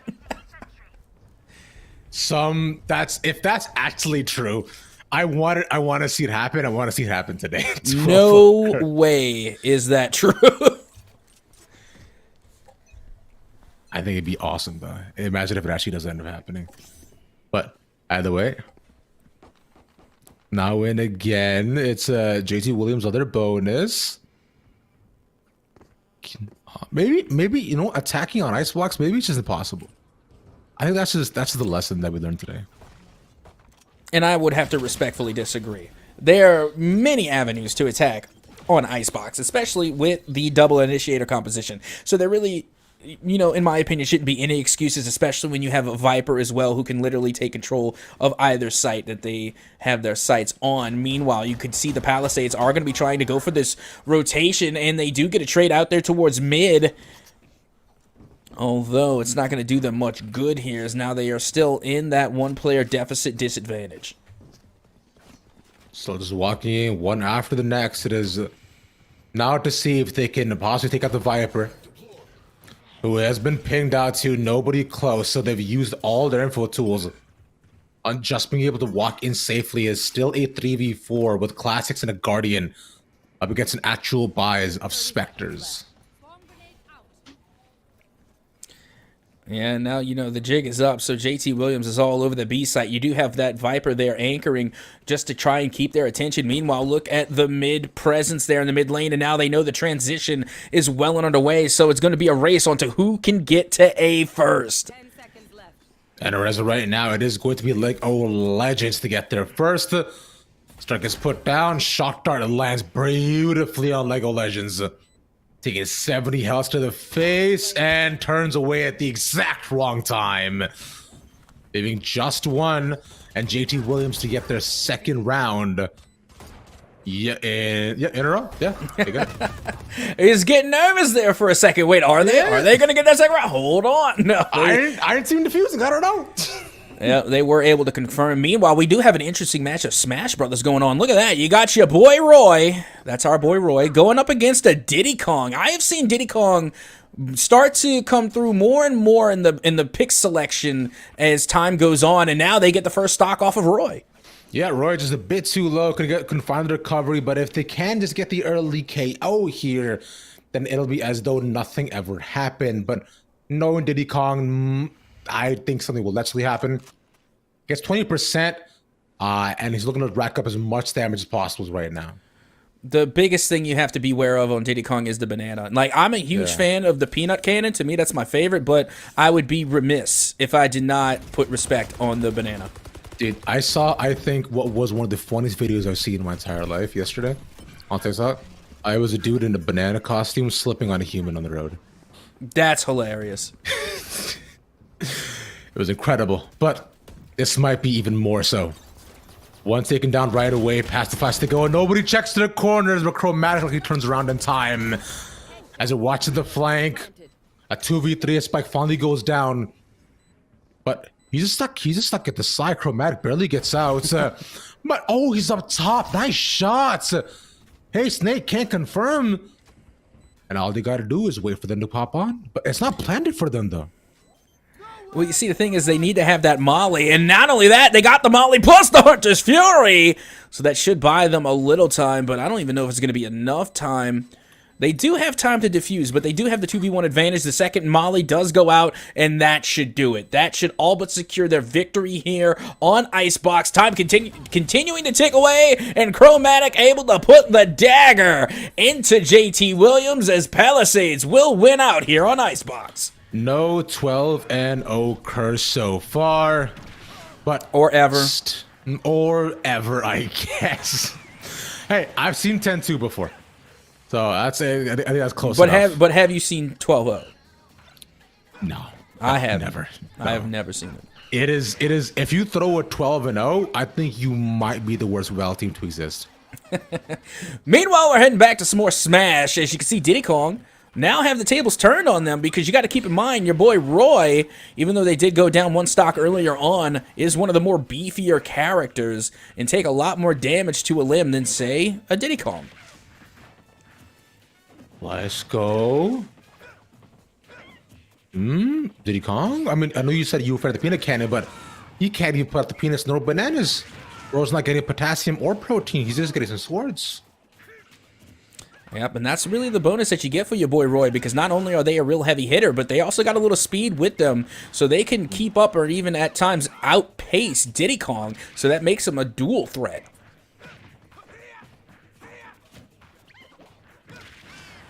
Okay. Gets the sword out, though. Not going to confirm just yet, but... can't get the confirm.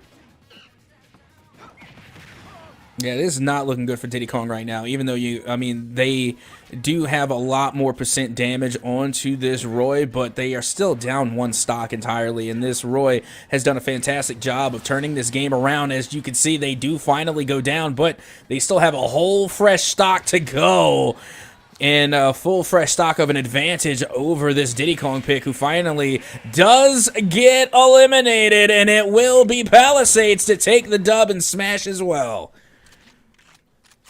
And we have another Gecko here as I don't believe this is Philip Olympic and Philip O'Berry, but we should be looking to see who's playing up here once again. Wait, we're on Bind. What? I like Bind. I like it.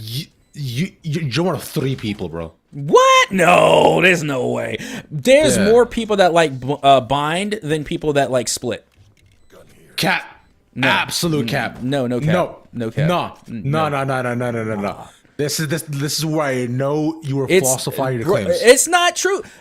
Bind is not one of the maps that get banned. It does get banned, but it does not have a high ban rate. Bind is so really doesn't. boring, though. That's the thing. What you mean it's boring? Bind is awesome. I love the teleporters on Bind. To me, that is so much fun. It's a gimmick. You're a gimmick. You got me. You're hilarious. Whatever. What matters is that the TPs are giving because oh no, I can't enter A. I guess I'll go B. That's it. That's the whole thing. And then if you can't enter B, then I guess I'll just run to A. Out through showers, in through mid. It is 2-lane entry, 2-lane exit. Blah. I'm sorry. I'll take Bind over Pearl. I'll take Bind over Fracture. I'll take Bind over Split. Any day of the week. I do not mind this map. As a matter of fact, Bind is one of the more neutral maps as well. What? I'm not saying it's neutral. I'm saying it's more neutral than some. No. Playing attack on Bind is so hard. It's harder than it is on Split. As a Split has also created some of the greatest Valorant matches to date. Every single time, it has created such bangers. All Bind has created is just boring snooze fest. The team just meandering around B long.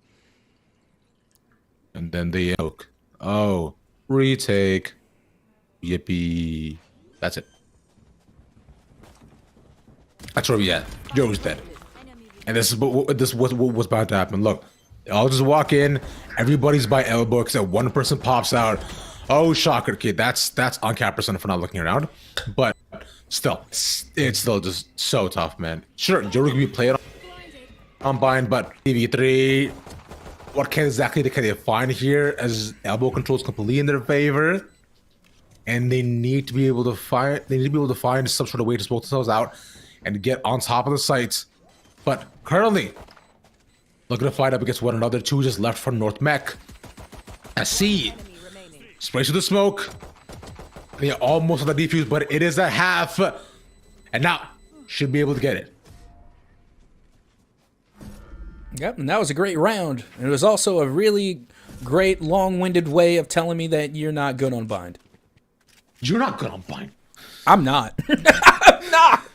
I'm bad at Valorant in general. I'm just bad. I'm bad at it all. Meanwhile, you know who's not bad? Night Raven. Look at Night Raven. 5 eliminations, 1 assist to their name. They are playing swell. Not only that, but they have a good chunk of changes to work with as well. And their ultimate ready to go as we get ready to head into the bonus round in CECC. Looking pretty good. Yeah, not too bad. I mean, but can they continue this, though? Because once again, they're on a yucky Bind, but past the wall, enter through B main, and look, there's somebody close. So no, they put out the slow. I guess they'll be stuck here in hookah forever, unless maybe they just pop out to the site and then figure it out by checking 4 different close corners, as one person always right below them, and a TP also not going out as well. Yeah, so this is a look, and they're just stuck. They're just stuck. This is it. Yeah. Now where do they go? Huh, Cat? Now where? What you mean? They got plenty of places to go, especially if they have a good smoke, if they have, even a wall off, they got plenty of avenues here, and you can see Seek right now just doing a really good job at playing hookah as they do get blinded out here. You can see I bench 3 plates, able to pick up yet another elimination. Nearly being able to come through there and find this final one, and there you have it. Seek will come through to take the bonus round.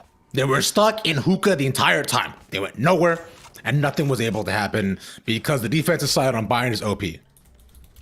That is, see, that's just the situation we live in. But because if they needed to, go somewhere, they would probably just backed out, gone around, and rotated over to B, where they would have been stuck in short, and the same situation would have happened. And then if they didn't make it, they'd TP back again to hookah. Anyways, 3-0, save. North Mac. Y'all get it. Well, you see, that's the thing, though, that if you're heading towards B, you still have B long, and you have hookah to operate with, and then you could always TP. So, again, there's different options that you could take just because, it didn't go their way that time. You know what? We'll wait. You know what? It's still very early on. It's 3-0. Only 3 rounds have gone by. So still plenty of opportunities for either side to demonstrate why this map is actually decent. Meanwhile, you do see the Spike heading back towards mid, over towards Spices. That's what I like to call it because, again, you have the variety of Spices. And are, again, playing with Seek right now, is trying to find a pick, and there you have it. Look at the big fake and the big play being made by Soulbound by a main. The big play made on Boswell. Look at a 4-3 for C's. I bet he plays with 2 almost. That'll define the head of and ramp. Leaving just a 3-2 lap. This 3-2 is odds. Spike goes down by neutral. And here we go. A retake underway from Seek as they try and come through in this 3v2, and they're going to be heading over here towards Lamps. No one in Lamps. That is very peculiar. As you can see, they are going to be waiting over towards boxes just to try and get a read, and you can see Capri Sun able to pick up 1, now 2. It's a 1v1, but can they find the Sage? They run out of ammo, and Capri Sun comes in clutch to get the 3-piece, and that is a feels bad for North Mech. No shot. I can't believe We will bury them. that happened. No way, man. I think it's for the best interest of everyone that we don't talk about it. I mean, we could talk about it if you want to. Nah, I mean, you know what? It's okay. You're right. 4-0 though for C's. Hey, As we- 4-0. Yes, 4-0 as we look at as you look at Seek. Ultimate put out by Night Raven to just scope around for who's there. Both flashes. He could use this to peek out here. Bit late, but using the ult to move over to Heaven, finds the info and only getting 1. And you know what? We didn't really get to see the picks going through in the composition. So like I'm just now really, taking in that, Yado, just being the main duelist pick coming from North Mech, in my opinion, just a little questionable here just because, I do like Yado, but I'm not sure how I feel about Yado on Bind. Meanwhile, you do see the Threshold go out trying to find this last elimination. Again, Capri Sun going up against our counterpart, and they're able to get the elim, as it will be another round win in the favor of Seek. 5-0 continues this streak here, my friend. I don't know how it keeps on happening, but it truly is magnificent for what we continue to experience from these certain teams, and I'm excited to be able to see what happens when the dominant teams eventually do end up facing one another, right? Is what kind of show match we'll continue to have. On the last field side of North Mech, though, 5 ultimates, almost all 6 available. Well, all 4, say, almost all 5, but the 1 away for the actual res. Otherwise, though, fake TP, moment found. Yeah, but now you can see the Spike heading back over towards B main. And again, trying to just kind of play the mid lane as the first trades do go through. And now we're back over here towards A main. You can see I lost. Going to be watching Archway here. And now we're heading back over towards the flowers. Towards Garden. Soulbound tries to get a peek long, but with the Spectre, it's not going to be much doing here as the Lear now does come out, and they're caught in mid-smoke and will be... Oh, no, they did get gunned down. It was actually the Rays, and Soulbound comes in on Bean Salad Man to put them down and in the dirt. Reloading in the middle of walking out. He didn't even hear the ultimate. Gets taken down. No. I think no volt battery. You gotta get another gun. That's not a Spectre. I think his Spectre might be broken personally.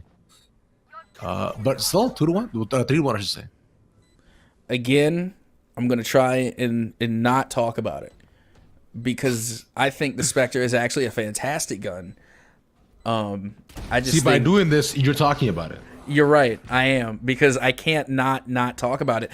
I think they need to take the Spectre and go into the firing range before buying it. I think you got to test drive before you buy. You know what? Fair enough. And as of right now, though, they got no time to be able to defuse. See, gotta do something. They didn't got soulbound by heaven. North Mech will get there first. Honestly, Soulbound should have been eliminated a long time ago. I don't know how they weren't eliminated initially on Flowers. The Lear went out, they had the read, but instead of getting the shots down onto Soulbound, they got him on Aaron Dramp instead. And I think that was just a little bit of a whoopsie daisy. Again, they were there for Soulbound, but ended up picking up someone else, and then Soulbound goes on to get a 4-piece and inevitably wins the game. So, if you would have landed those shots just a wee bit earlier, you could have had a different outcome. Meanwhile, you could see Seek still with a 4-round lead. As I want to take a quick peek over onto the actual Smash game as well that we see it's the Roy versus Diddy Kong once again. There's three stocks, but seems as though the small ape is having some big trouble in the little stage.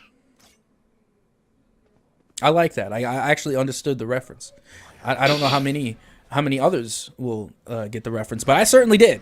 Meanwhile, you do see Soulbound going to be teleporting above on the ice wall, but they get read out by Capri Sun. Capri Sun going full battle stage mode, and not only that, but oh my word, the Omen had the spike with them. That is not. Oh. Oh.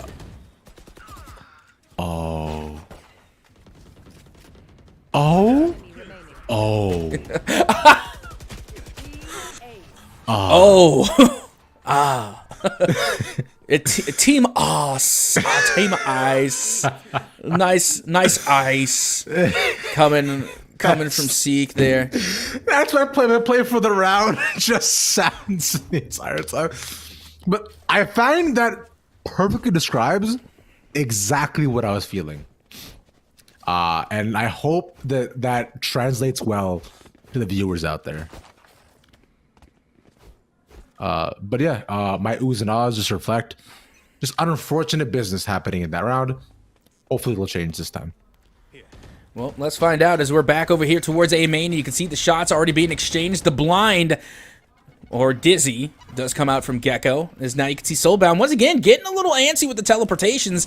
And lordy, watch out for that shorty, especially when you're hiding in the smoke there. And you can already see that Seek is forced to back off more towards Showers.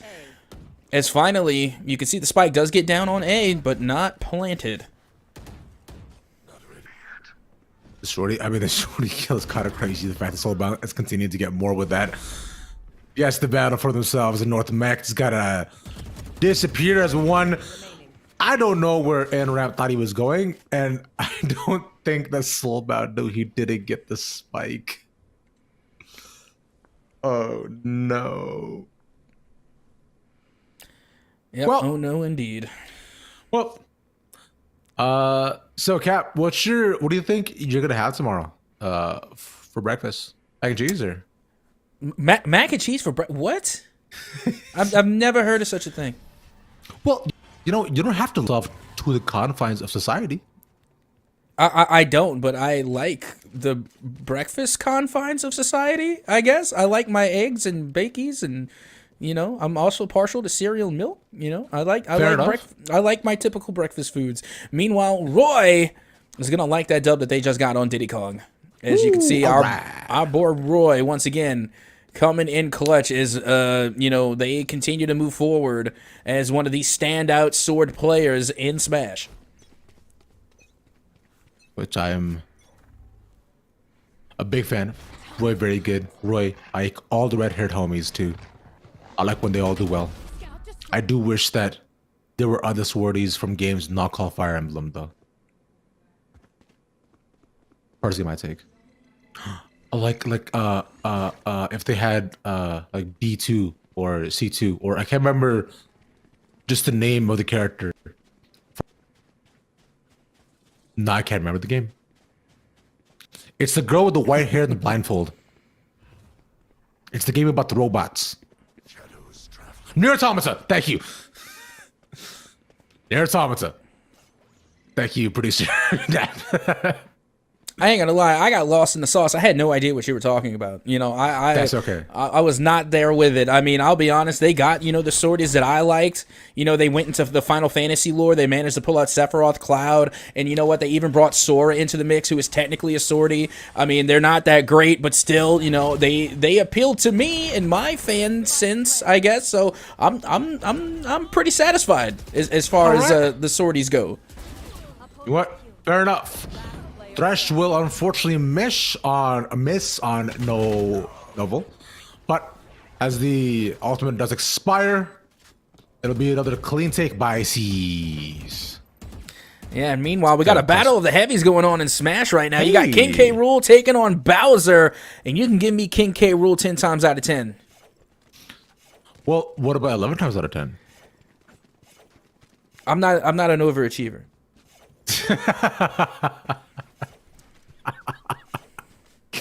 You know, I think that's the best response you could have given for that, personally. Good, because I didn't have another one. That's okay. As one of me noted that our producer, Dap, who's great, by the way, wonderful person, thinks breakfast food is mid. I think Dapper is mid. I agree. I now think less of him. And I hope he stubs his toes and cries about it afterwards. Hey, Dapper's credit score went down immediately after that statement. At least by 5. Oh, I guarantee it.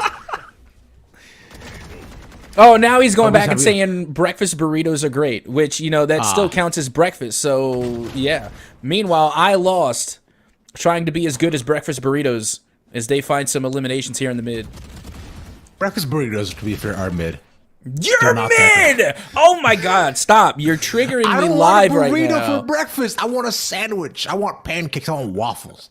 Oh yeah, but if you wrap that up, it becomes a burrito. I don't want a burrito in the morning. I want bread. I want toast. I'm sorry, but what is a burrito if not rolled up bread? It's flat. It's round. It's weird. It's different. I don't like it. It's bad. It's different. I don't like it. All right. Well, fair. I guess fair enough, maybe. But as we continue on here on Bind, it is going to be a 9-1 split in the favor of Seek. As right now they are on an absolute tear, and they show no signs of slowing down, much like the consumption of breakfast burritos. What's your favorite breakfast food, Cap? Let's go in here. Eggs. To be straight up, I love eggs. Okay, eggs how? Honestly, that's if I had to choose, I do like my eggs fried. So okay. And you know, if I'm trying to have like a platter, then I would also like scrambled. But if I had to choose, you know, if whatever to me tastes the best, it would be over easy. Understandable. I'm a big fan of Over Easy and Eggs Benedict. But oh yeah, but Eggs Benedict is for an occasion. Eggs Benedict is that extra flair fancy for a special occasion. But Maldez Water's trying to make this fancy as of right now. Using the ultimate, not going to happen. And as he turns everybody else over easy. Last round. Okay. Anyways, but yeah, eggs are great. I agree. they're very versatile. Also, our producer said that their eggs are boring, and that's exactly why he'll have a limp for the rest of the week when he stubs his toe onto 4 different walls in his house.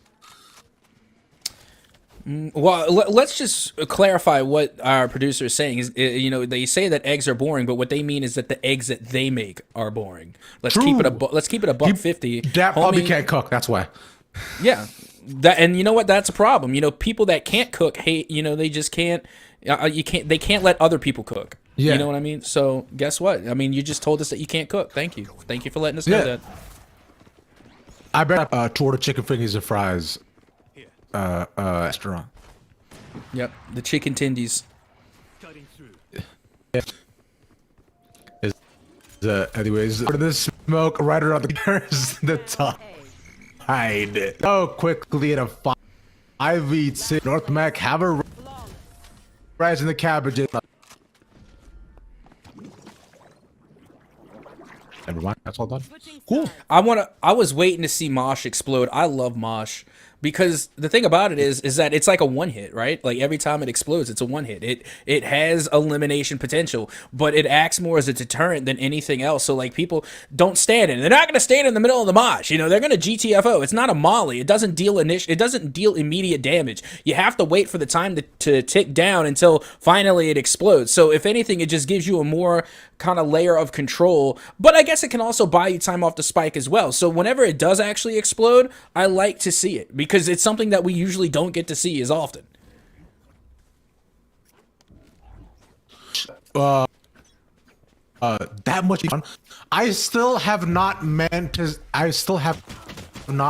seen a wingman plant full play pop up the TP like that, but being salad man to just go right into the site. Nothing else found. No.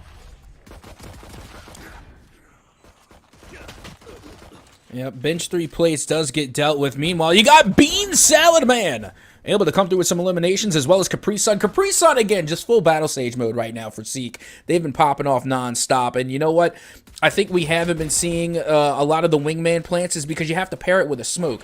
When you pair a Wingman plant with a smoke, it is that much better because it's even a smaller target inside of the smoke as compared to a full-bodied individual or a full-bodied agent. Meanwhile, out goes the Dizzy, out goes the Blind, and down goes not really a bot. Match points now for Seek as we go up again in a tumultuous. It is Mewtwo versus Palutena, a god versus a god's creation by man. Who wins? Palutena. Why?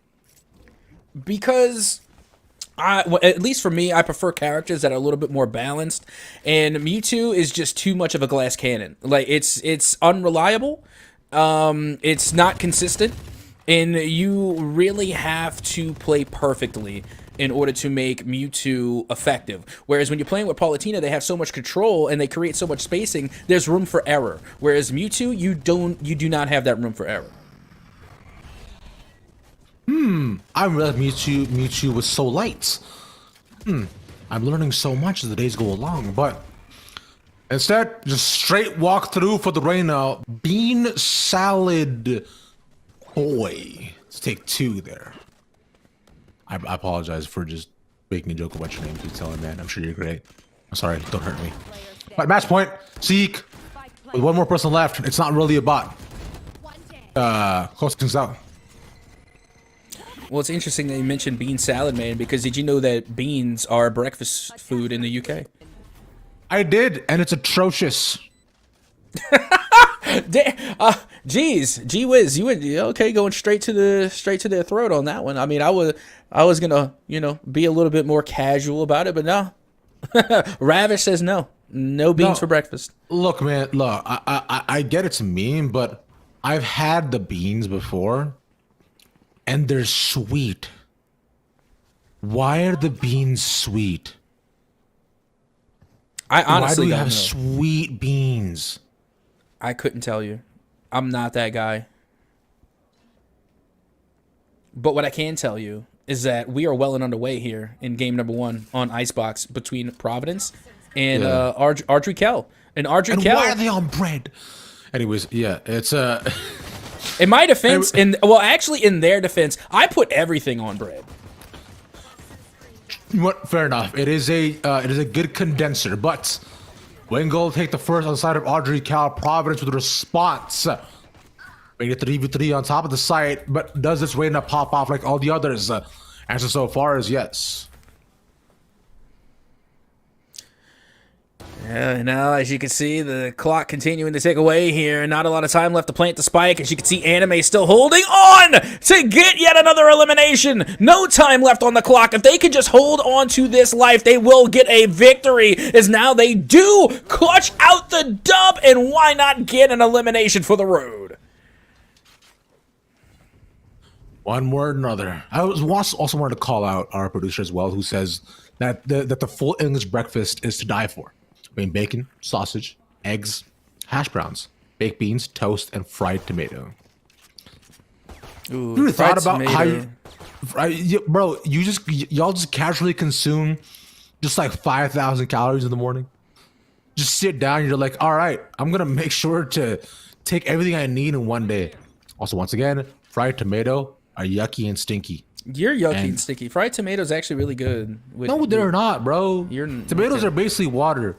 I like Like tomatoes. bad water. No, that's lettuce, of which And I they am got also a huge boogers in fan. them. They don't have what tomatoes are you eating?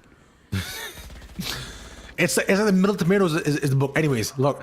We'll No, go mosh. back of the game for a second. No, mosh from Gecko is a booger. You're a booger. Anyway. I don't know what makes And it so this well, then if that's the case, then the snake bite is snot. Yuck. 2-0 for RD Cali. No, the snake bite's like viper's spit. That's Ew. what they call it that. Because it's a snake bite. Yeah, but the snake bite is venom. I don't know if it's necessarily like the spit. Either way, it's Isn't venom just snake spit? no, because snakes have saliva and they have venom. Saliva is not venom. No. Yes. What? Yeah, saliva helps you digest things, whereas venom helps you kill things. But snakes just take things whole. They don't need saliva to digest. They just. Yeah, dude, yeah, they do. Look, I got a 70 in biology. And I be capping, so I honestly don't know if anything that I just said is actually true, but I just, I think it could be true. Meanwhile, Sure. what I do know to be true is that Mewtwo is a glass cannon, and like I had said, Palutena takes the dub over Mewtwo. So far, doing exactly what you thought they would, and Providence as well. A slow walk in with an easy take to get one as well on the site, too. So a positive outcome for what was a slower start from their side. This attacking round, though, I would say should bode a lot better for themselves. Artie Kelly. Now to walk into past screens. Can they clear out the rest of those? The question sees one up top. Can't find a good swing from Providence. As quickly as they walked in, the rest of Artie Kelly will be cleared out. And just for the record, I googled it. Snakes do produce saliva. Okay. I had to make sure because I was unsure for a moment. Meanwhile, what I am not unsure of is that Audrey Kell are currently in the lead on Icebox by 1 round. Also, keep in mind, Audrey Kell is one of our teams that are currently 1-0 in the leaderboard, and I can only imagine that they aim to keep it that way. But I will also say that I feel like the spread of eliminations is not going around much on the side of Providence. Whereas you can see it's like 4-3 and then the rest are ones. Meanwhile, it seems like everyone on Audrey Kale, with the exception of Gum, our battle sage, not doing so much of the battle part. You want, which is fair. I think battling is hard, and I'm okay with it. As long as the sage has enough eco to wall and slow, then I'll let it go. Dash into kitchen. There's one person to contest, but the sage is now gone. Oh, with the wingman too. Doesn't get the flash. It doesn't activate in time, but now the goo goes on her face. She still gets one SCK back in for the save, and Anime once again showing the superiority over cartoons. 2v2 on the site. Yep, and this is going to be an interesting retake to say the least, because now this time the spike is actually down, so Anime can't run the clock. They actually have to go and get the defuse. Meanwhile, Lifting You has lifted themselves up on top of Container, and now you can see Koss trying to get the read on Anime. They do peek out, and they do get dealt with, and Anime comes through with a huge 4-piece to get the round win for Ardry Kill.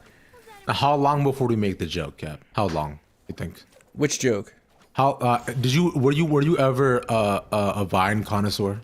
A Vine connoisseur? Not necessarily a connoisseur, but I was frequent.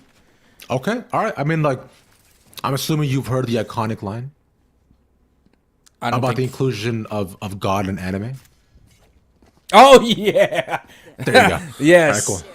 Yeah, but there's swear words in that, isn't it? We can't say that. Well, not the full thing. No, of course not. Well, okay. This is I'm high just school saying. league, of course. I know. I'm trying to, keep it cool. Keep it chill. Yeah, keep it laid back. Keep it nice and vibey. I don't know if I'm Vine gonna is. say I this. mean, let's be real. Vine was TikTok before TikTok. That's true. 6 seconds of just pure comedy and bliss. That's every single time. Say, go ahead and say.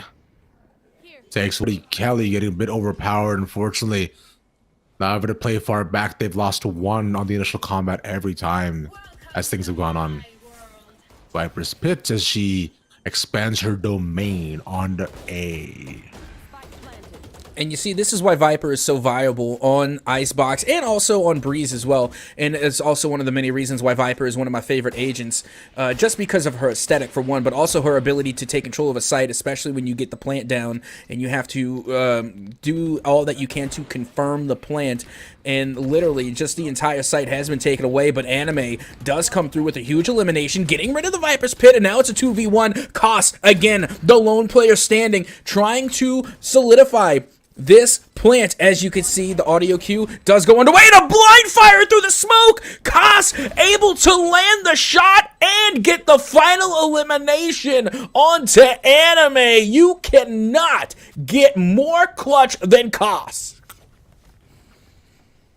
Ooh. One after the next we go. Anime had such a start, but Providence the clutch, and seems as though we're still early in the season. The tournament training arc has not hit for them yet, leaving a lot to be desired. Do you watch a lot of anime, Cap? I would say yes. I am a self-proclaimed weeb. Okay, I like that. That's cool. I mean, have you ever thought about calling yourself just the more appropriate word of otaku? Honestly, that sounds worse. No, Never mind, I said I'm not that. No, that seems like you're too far in at that point.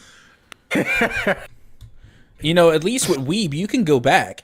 You can go back. You can always say, you know what, maybe I'm not a weeb anymore. If you say that you're an otaku, there's no going back.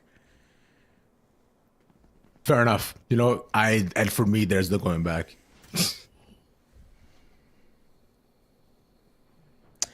Unfortunately. But All good. yeah, you can see the spike. That's going to be going back to the A site. Yes, it is, my friend. But back and forth we go. Face your fear. Nightfall to come out. And a 5v4 Hunter's Fury to hit. To stop the plant from coming in, and that's one but spray. But the rest results in a 2v2 by the end. A 3v2 on the site still. Ardry Kelly finally having the man advantage. Yep, that they do. And meanwhile, you do see the Blade Storm comes out, and they're able to pick up at least 1 elimination. And now it's a 3v1, and that is going to be a huge thrifty round coming from Ardry Kill.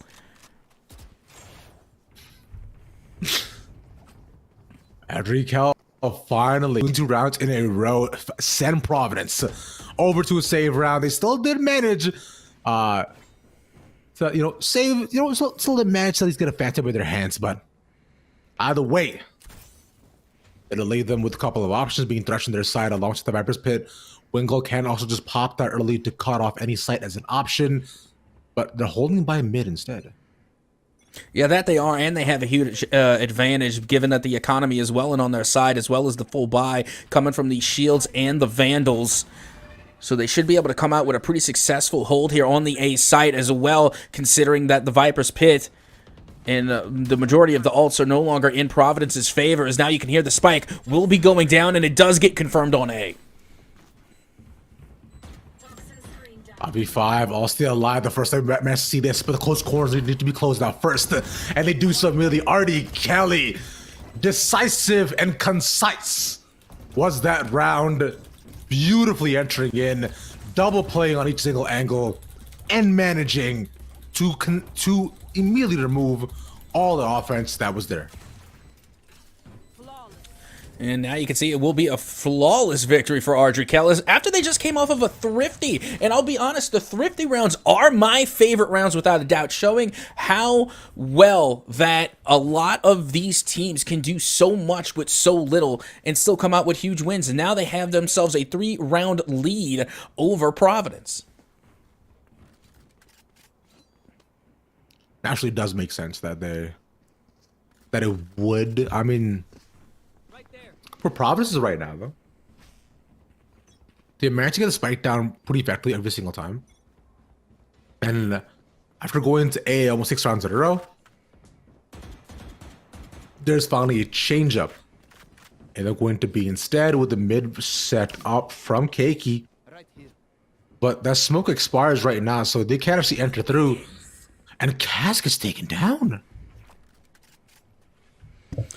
And that is huge because Cass has been the real clutch factor, in this matchup so far here on Icebox. And, we've seen the spike constantly head over towards B, and it's like hovering there. But, more often than not, we really don't see a confirmation. It usually has been going down on A, but it's an easy plant site. But at the same time, it's also an easy retake. So it's somewhat of a double-edged sword for Providence. So the drone here as well too. They catch a lot of information as to where they're looking to hold.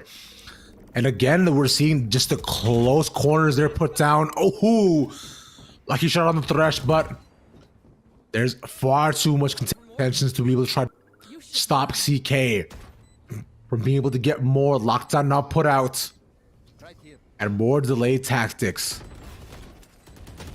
There, at least for Providence to try to stop them, but Lifton uses push against everything, cannot get it. And 2 players are detained with a lockdown. They have to try to defuse starting now as time continues to run out. But nice job on Anime and Lifton U to bring the round back. And that was tough. Honestly, I feel for the KJ in that scenario because when you see that you have 2 players detained, you have got to jump on that opportunity because it's not often that you get anybody detained. It's usually used as another deterrent. But when you see that you have 2 players contained, you have to jump on the opportunity to try and get those eliminations. But unfortunately, you had 1 player that was not detained, and they knew exactly what the repercussions were going to be once their teammates got caught in that ultimate. So they were there and waiting to get that elimination, and Ardrey Kell able to secure themselves another win, and it is Anime leading the way right now for their squad. Actually, because Anime is truly what we all aspire to get to, the just the levels that have given us the highs and the lows that Anime has. Season continues. Just a quick peek around. They are all centered on B. Viper's Pit still there, but not gonna use it. And you see, that's the thing. You really have to choose the right place and right time to use the Viper's Pit, just because we have seen so many times where a Viper's Pit immediately goes down and they get shot in the process, more than likely from Snowman, and then the Viper's Pit is gone anyway. So you have to make sure that the lanes are cleared before you throw it down and make sure that you have an opportunity to plant the spike. Meanwhile, the spike will be going down. The Viper wall is up, and already you can see the eliminations for Koss coming through with the Stinger as they manage to get an elimination before they can even get the spike planted, and now Ardrey Kell has to try again, and this time the spike will go down. Finally, they managed to do a better 3v3 situation. Bullets, and the knives are currently there. It's both Reign Supreme. Trash goes out, but nobody actually caught by it as he peeks out. Nice shots, but there's 1 left alone as CK Has a snake bite in the lineup as well, but gets checked so quickly. Won't even necessarily matter. And you see, this is why the wingman, like you asked, when do we get to see the wingman defuse? You just got to see it because they were able to successfully give wingman a decent smoke. If you smoke off the spike, not only are you going to make it that much more difficult for them to try and get wingman eliminated, but they also have the 2 other players to worry about as well. So whenever you get a decent controller and a decent smoke on spike, wingman more often than not will be the best bet in order to get the defuse. That's what we've seen from Audrey Kell, and now they are enjoying a 5-round lead over Providence.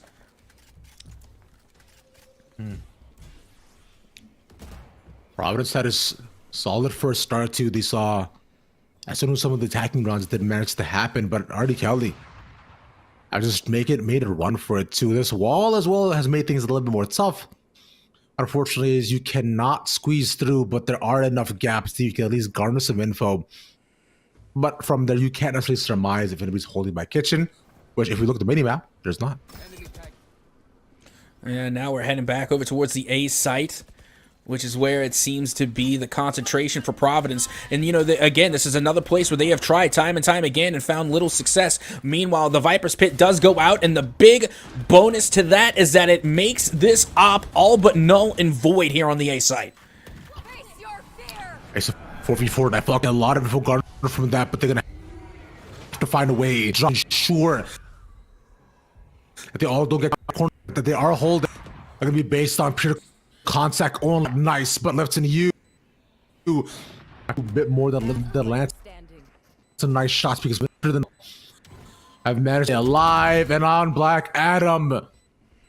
Nice zap, but it's a 1v3 inside a VP. That being Viper's Pit. So you cannot exactly just walk in.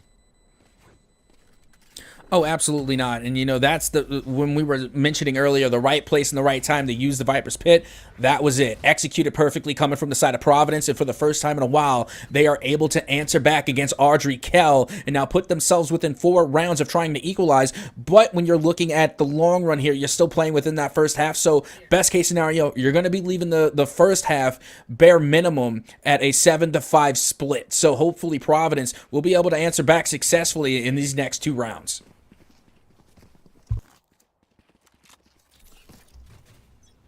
8-4 is the ideal half that we're looking at for the side of Providence if they want to be able to stabilize, especially with rounds like that. It's truly, you know, it's truly where we can see and realize that what the success they managed to garner in the first 2 rounds can carry over to make much more even. And now we're attacking up on Icebox is a bold move, but something that has paid off a lot.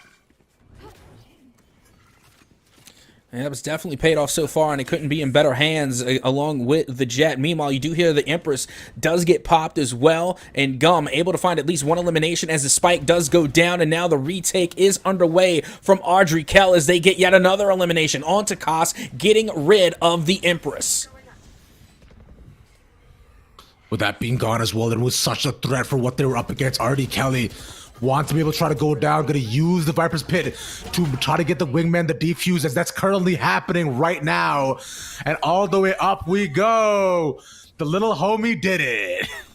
And that's 2 wingman diffuses we have seen, which is why I even said it earlier when we were on Ascent. I said I think Gecko is more viable on a map like Icebox. It's a little bit more contained, and actually, you know what, I'm mistaken. It wasn't on Ascent, it was on Haven, because I remember specifically it was 3 site lanes, 3 different plant sites, and Gecko was on that map, and you said, you know what, I could see Gecko being a little bit more viable on Icebox. And sure enough, they are coming in a major way, because when you are able to get the wingman down on the defuse, or even on the spike plant, that's an extra gun you have up playing the protection role to make sure that that spike does in fact get planted or defused. And we got Corinna versus Joker here right now. Corinna personally is my favorite Swarty. I really enjoy she's not like as powerful, I find, but her movement's a lot more fun, and just the back smash as well is such a cool move that you have to be able to utilize. Because look, you got freeze frames on her. Which is so sick. And they are able to get a huge elimination there, taking an early advantage with one stock in their favor, as now they find themselves back on center platform, and Joker now trying to force their opponent off stage, but the recovery is going to be fantastic from Marcus. And now it's just going to be a back-and-back trade. As you can see, finally, Joker does come through with a rebuttal. Back and forth we go. Nice stock being taken as we're pretty much here on even ground here as well between the two of them. As a Valorant match on the other side is also about ready to go. Yep, that it is. And now, best chance scenario for Providence is to leave this first half at an 8-4, which I guess would be better than the dreaded 9-3 curse. But that all is going to be up to Providence as they try and take the spike back over towards A to test their luck again. But meanwhile, look, you have that Reyna scoping out the B site. It's completely left alone. So if they could, or if they wanted to, yes, it will be a full rotation underway as they have clear communication that B is, in fact, completely left alone. Yeah, they just managed to all stack by mid here instead. Interesting play, but they're playing for a retake here. But considering they don't have any big ults to actually play retake on, so it'll have to be based upon going past the wall, which is set up on A. So they gotta just dry walk in here. Lifting U takes almost all of his health. And even Cass will manage to survive as Tagam gets a nice op shot to clear out kitchen. Enemy also walks in. With Viper being down, so that means that nobody currently has cover on B. It's in you going across, takes a bit too much damage, and right into the op they go. The knives are now out. They've got to find a way to get rid of this Jeff. They want us to get the defuse, and they're just gonna stick it. It's getting it to half, and they walk into Brizzo. I think from now on, if it wasn't already, to be a rule of thumb not to stand directly behind your teammates, because that happens. As a matter of fact, that's the second time we've seen the collat happen in this match alone on Icebox, especially when you know there are ops literally out and about on both sides. You just cannot stack. Honestly, I already thought that was pretty much a rule in Valorant not to stack, but apparently not so much, as they were able to come through with a huge win there and got their best case scenario, which was an 8-4 at the split. Now it's going to be Audrey Kell on the offensive side of the spike, as we have mentioned before, Icebox being a more defensive sided map, so they could have a little bit more of a difficult time maintaining this 4-round lead. As we also see that the Corinna also did win up against the Joker here as well, which I'm a big fan of. Hooray for Corinna. Unless How do RDCal do on the attacking hound this time? There's all the Killjoy set up there around the side. So they're about to get past a lot of mollies in the eventual turret, which should be shot out in a couple of seconds. But it was a fast pop in, and with nobody actually falling, Providence now all trickling one by one. There's the drop, and the fight goes on Lift and U's favor. Two to be taken up by Ness, surviving, but just barely, as the rest of Providence all fall. Yep, that they do. And now KJ, the lone player here for Providence, trying to hold on as long as they can just to find any type of pick. They're down low underneath, and they're able to avoid the recon dart. So right now, Audrey Kell have no idea where Hunsai is. Insane needs to be found, and there we go. Wall drops, no more cover. I'm to hide behind. At least make it so that RDCal should go up to 10 here, assumably. But if Providence can find a big eco win, then they're immediately back in the game. Yeah, meanwhile, we're checking back in on our smash match, but smash match between Corinna and Joker. As you can see right now, Joker with at least a decent lead in terms of damage. But with that being said, Corinna doing a pretty good job at zoning right now, although Joker is able to answer back with a huge rebuttal there. Now take things to the sky, as finally, for a moment, Corinna did have Joker off stage, but now they're just back center platform. I'm surprised Corinna's actually survived this long. Joker hasn't been able to close this out. And there as you I go. say that, there we go. Yep. Yep. Naturally, as all things progress, that was about to happen. On the bonus, here we go. Lipton U pops in with the Marshall and gets the no-scope body shots. Can't stay with the trade, but will not be enough as backside is also then cleared out. Have a look at Anime, who's around the flank and sees Brizzo, who got us a lot Marshall. So, you know, not the cheapest of investments, but one where he won't be out of sorts trying to buy the next round. Oh, absolutely not. And honestly, I think the Marshall is probably one of the better buys when you are in a save round, just because of how much versatility it can give you.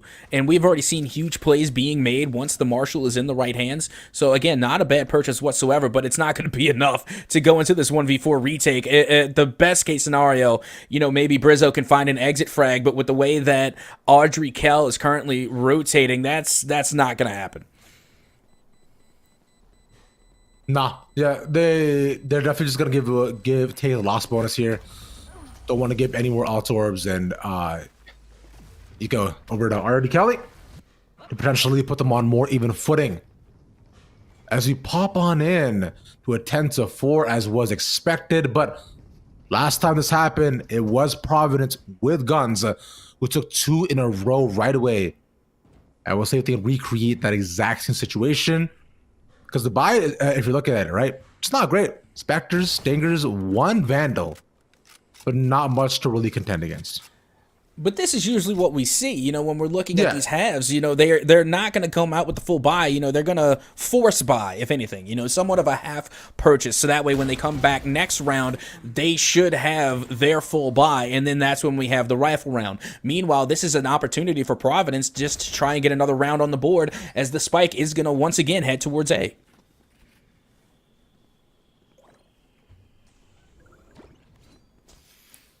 One after the next we go. It won't be taken out, though. It has been the Jet to try to make space early on, but with the Marshall, that'll be that much tougher, especially because they had no issues last time, so would have been able to at least get one with the trade. Playing very far back, cutting noise. No one moving out just yet. It's so funny because I'm thinking Audrey Kell is like sitting stationary on A because they're trying to sell a fake, okay? We think they're faking. Let's sell a fake. But no, they're throwing out their util in the process. If you're going to be throwing out your util, you have got to back it up with some type of push. You're not selling a fake because they know you're there because you keep throwing out the util. So right now, I'm not sure what it is that Audrey Kell is trying to plan out here. I mean, maybe, yeah, like you're saying, like hoping they would have gone out, but nobody actually rotated over or watching the flank. They just took their time to decisively decide to move in. And the dude managed to get it once again with the wingman plant. Make it a 4v4 as most of them look to play off sites. Just planted a little bit closer to up front. As Providence, I'll move in. Yeah, and right now the real benefit to the side of Audrey Kell is that the spike had already been planted. Meanwhile, a huge flank does go underway, but not before being traded out, as now within a mere seconds, 3 players have been eliminated from Providence, and that will be the last Anime to get the final elimination on D's to get Audrey Kell their 11th round win here on Icebox. Audrey Kell holding that site beautifully, knew exactly where Providence was going to enter in from too. No flank to be had here either, and the mid control unfortunately was not necessarily there. So from there, all they had to do was just look upon one angle and delay, but fight things out, and now they have such a momentum boost where Providence here have one more buy left before it is all over. Well, let's see if they can come in clutch and try and put themselves on the board again. As you can see, now the bomb's going to be, or the spike rather, is going to be headed more towards this B site. They do get the early elimination and the early pick, and now have a clear lane over towards that B site. And again, a decent wall being put down by the Viper. And look at this deep flank now coming from the side of Providence with their Reyna. Get the spike down, which is nice. Nobody else going down here either. The Haunt shot out just in time. If that actually got on yellow, then it might have gotten some information, but instead, ooh, the goo goes on top of one, cast taken out. They're just diffusing. Oh, they'll get it to half. enemy not to walk in. It was looking to be a little bit closer than what I thought it would be, but yeah. Slow walking, and the rest eventually fall out. And meanwhile, we get a glimpse back at Corinne and Joker. As you can see, Corinne doing a little bit better this time around. Joker in the 100 percentile, in the danger, in the red, the deep red. And Corinne not that far behind, but still, it looks as though that Corinne is doing a much better job at keeping stage control in their favor.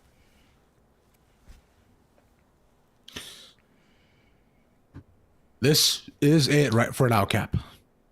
This is all they have currently. And we'll look to find out if they can regain, as like you're saying, between Joker and Corinne, which matchup do you personally prefer? Okay. You mean, who do I prefer as a pick? I mean, yeah, for yourself. Oh yeah, if I had to choose. choose. Yeah, if I had to choose between the two, I honestly like Joker just a little bit more. But and it's I mean, again, that's just because I don't have a lot of experience with Corinne myself. You know, I have more experience with Joker. So again, it's a bias, but it's a bias that I recognize. And you know, Joker has honestly not let me down. So I feel like they are my safe bet because I do have a fundamental belief that when in doubt, stick with the comfort picks. And for me, Joker is more of a comfort pick. Which is fair enough. Yeah, I'm not the biggest Joker fan personally because I just haven't. I feel like power, which is naturally there, but I'm like I gotta work so hard to actually get all the way there. But yeah, Joker is definitely rewarding. Yeah, well, the thing with Joker is that they're a little bit more rewarding for the amount of work that you put in. So you do have to put a lot of work in, but the payoff is usually worth it. Fair enough. As are all things in life. If you work hard, the payoff will be worth it. Because now you know. Empress pop though for Providence. It should be the exact way where they can manage to dominate the round of the space that they currently have to do. This problem is not all walking in, one already in their favor, but the plant is down here again here, Cap. But they're all off site. And they have Virtus Fury and Thrash. They can do this, yeah. Oh, they definitely can. But the only problem is that the spike has already gone down. And now you can see Thrash does go out, finally does connect. But they're not able to capitalize on it. As you can see, Black Adam from up on top does throw Mosh on the spike. And that was a fantastic nade just to try and buy as much time as possible. Does come through at one elimination. And now you can hear the audio cue. Ooh. Spike being diffused. And now the Hunter's Fury is coming out as only one player for Providence remains. 30 health and Animate read the push in as well. Beautifully well done for RD Kelly. 13-4 to close things out. And as of right now, friend, that was our last Valorant match of the day. We do have our Smash matches up and coming, so y'all want to stick around for that. We'll be taking some more of those after we come back after.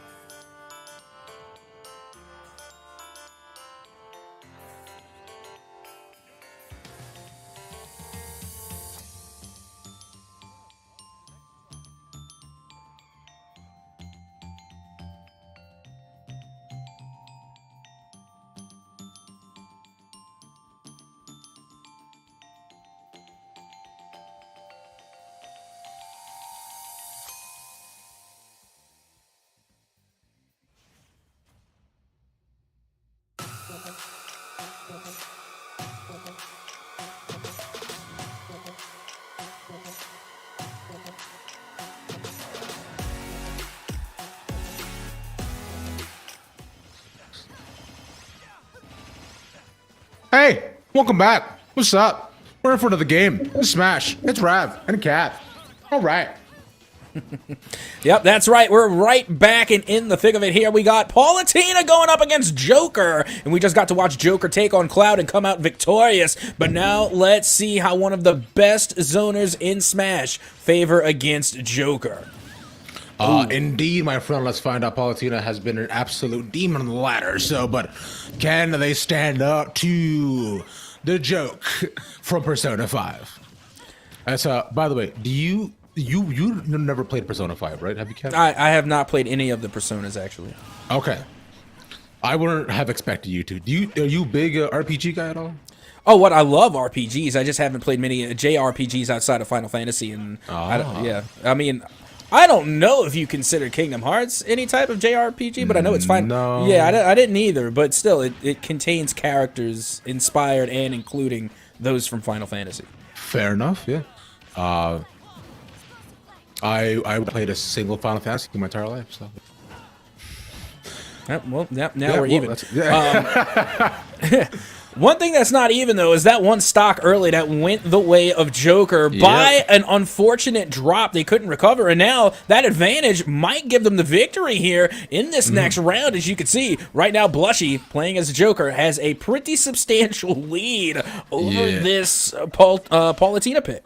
You're right. Only managed to get up to the 24% mark before the reset does end up happening. But the thing is, Blushy as of right now, all they're looking to do is just garner up as many hits as possible. If they can get the actual stock, that would be ideal. But currently, though, spacing themselves a little bit. Don't want to give them too much space against the Palutena. As you mentioned, Apollo, once she manages to get some stage control, things just get that much tougher. And look at that. Happened so immediately. 118. One decent hit will do it at the wings. But, ooh. She's the one that get knocked out. And he gets her. Yep, Joker most certainly does. And again, that's just because Palutena is such a good controller, but she needs a lot of space to operate with. And Joker, being that they are pretty versatile, they can close the gap of that distance pretty quickly. So they were able to do just that and take the fight center stage and deal a lot of that close range damage onto Palutena, giving them the victory. So again, another great round coming from that Joker pick as we get ready to head into our next matchup. I believe this is our final matchup of the day for the Bowser versus the Ness. So, small boy versus big turtle man as we go on to Final Destination. And you see, for me, this is a tough call because my heart wants to say King Koopa, go with Bowser, but my head is for some reason telling me to go with Ness here. But that remains to be seen as we get this one underway. Although I do think playing on Final Destination does give a significant advantage to Bowser.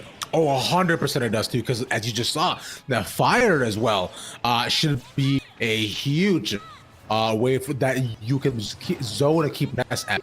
Because as that Ness rush down is, as you just saw, is so prominent and very tough to get past.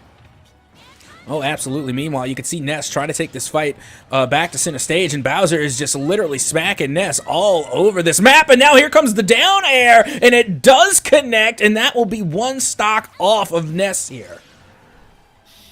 Another couple of hits match to be taken. 150 is the Bowser, but yeah, like we just said, he is a big boy, so it will take a little bit before he is eventually knocked out. That one hit did 41. Oh.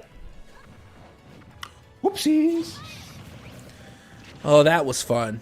Again, you know, they were able to solidify at least one elimination with the down air off stage, so they tried it again. I get it, but unfortunately, Ness was not in the same place at the same time, and that is just a free stock given away here, and let's see if Cody is going to be able to take advantage of it.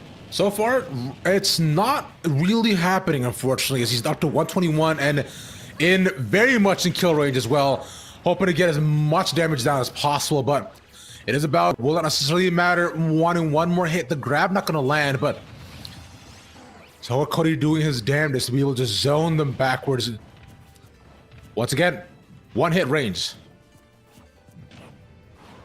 There we go. Now here comes the grab, and that is just going to about do it, as they will get yet another stock off of this Ness, and now only one stock remains. Meanwhile, you can see Bowser with a significant lead. You have to keep in mind, 104 seems a lot, but on Bowser, maybe not that much. Yeah, because if you want to be able to actually get the knockout as Ness onto Bowser, you need to look at 140, 150 range, and then maybe you have a potential option. And we're in that range right now. Oh, not even 146. He gets it.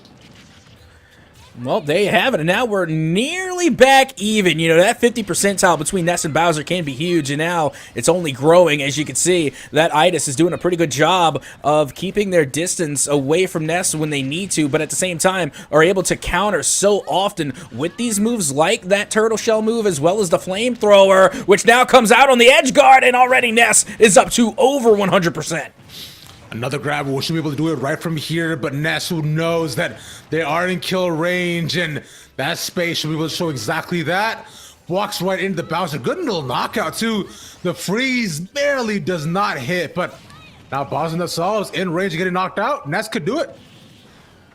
Oh, especially with that home run bat, oh so dangerous, but you already know that this Bowser is not going to give them the opportunity to use it. They know better as soon as you see that charge up not to fall to it. As you can see, once again, we're heading back to center stage, which is going to try and give Bowser the advantage as the grapple will get the job done, get the final stock off of Ness, and Bowser will take the win.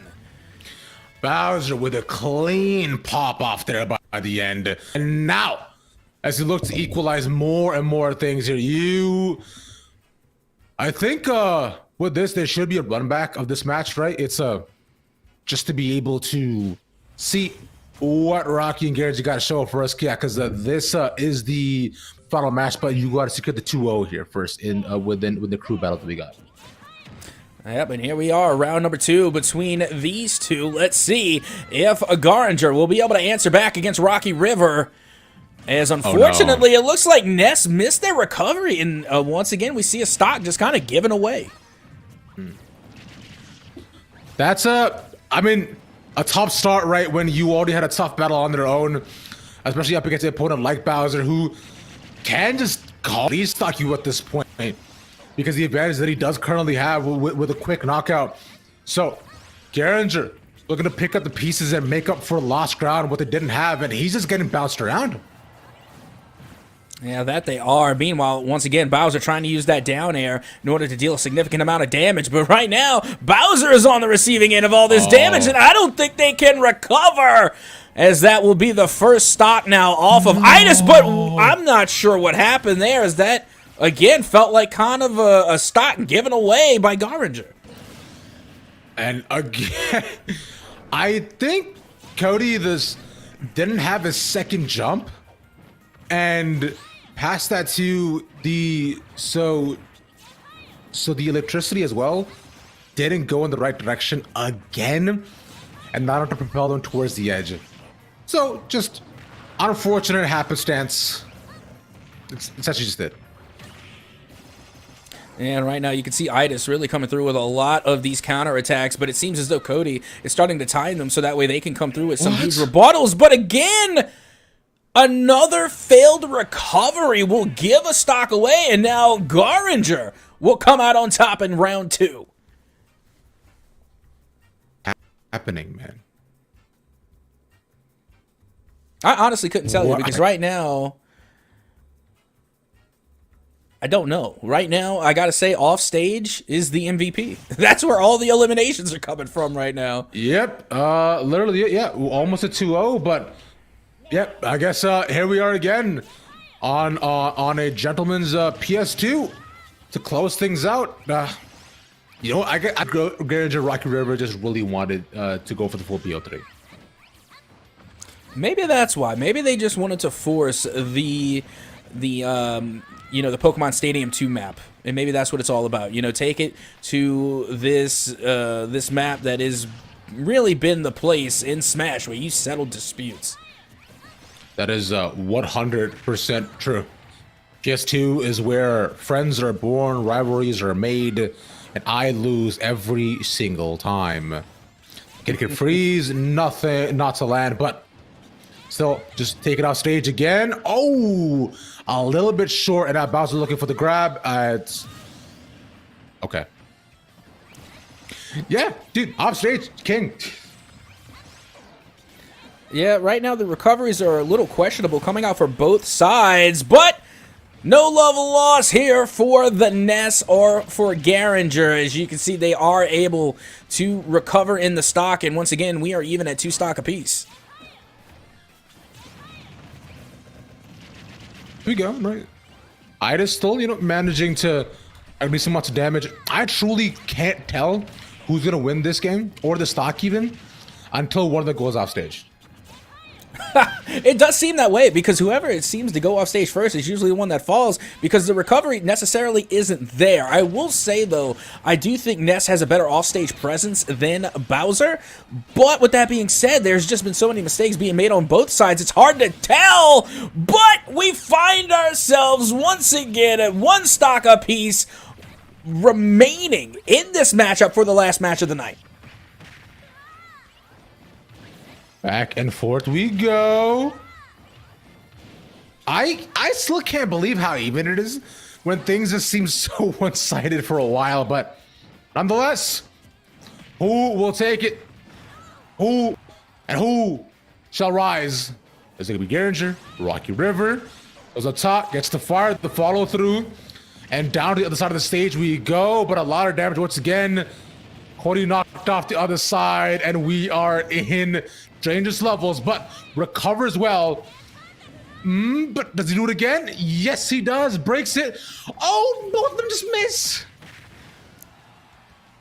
Yeah, Bowser doing a pretty good job of edge guarding right now, even though the recoveries have been coming in consistently from Cody with the Ness pick. It's just been answered time and time again, and that last move will do it as Rocky River will come out victorious here in Game 3. And with that, my friends, we have reached the end of our day. I do want to thank you all for once again coming out for another week of CMS Varsity Esports League and STEM.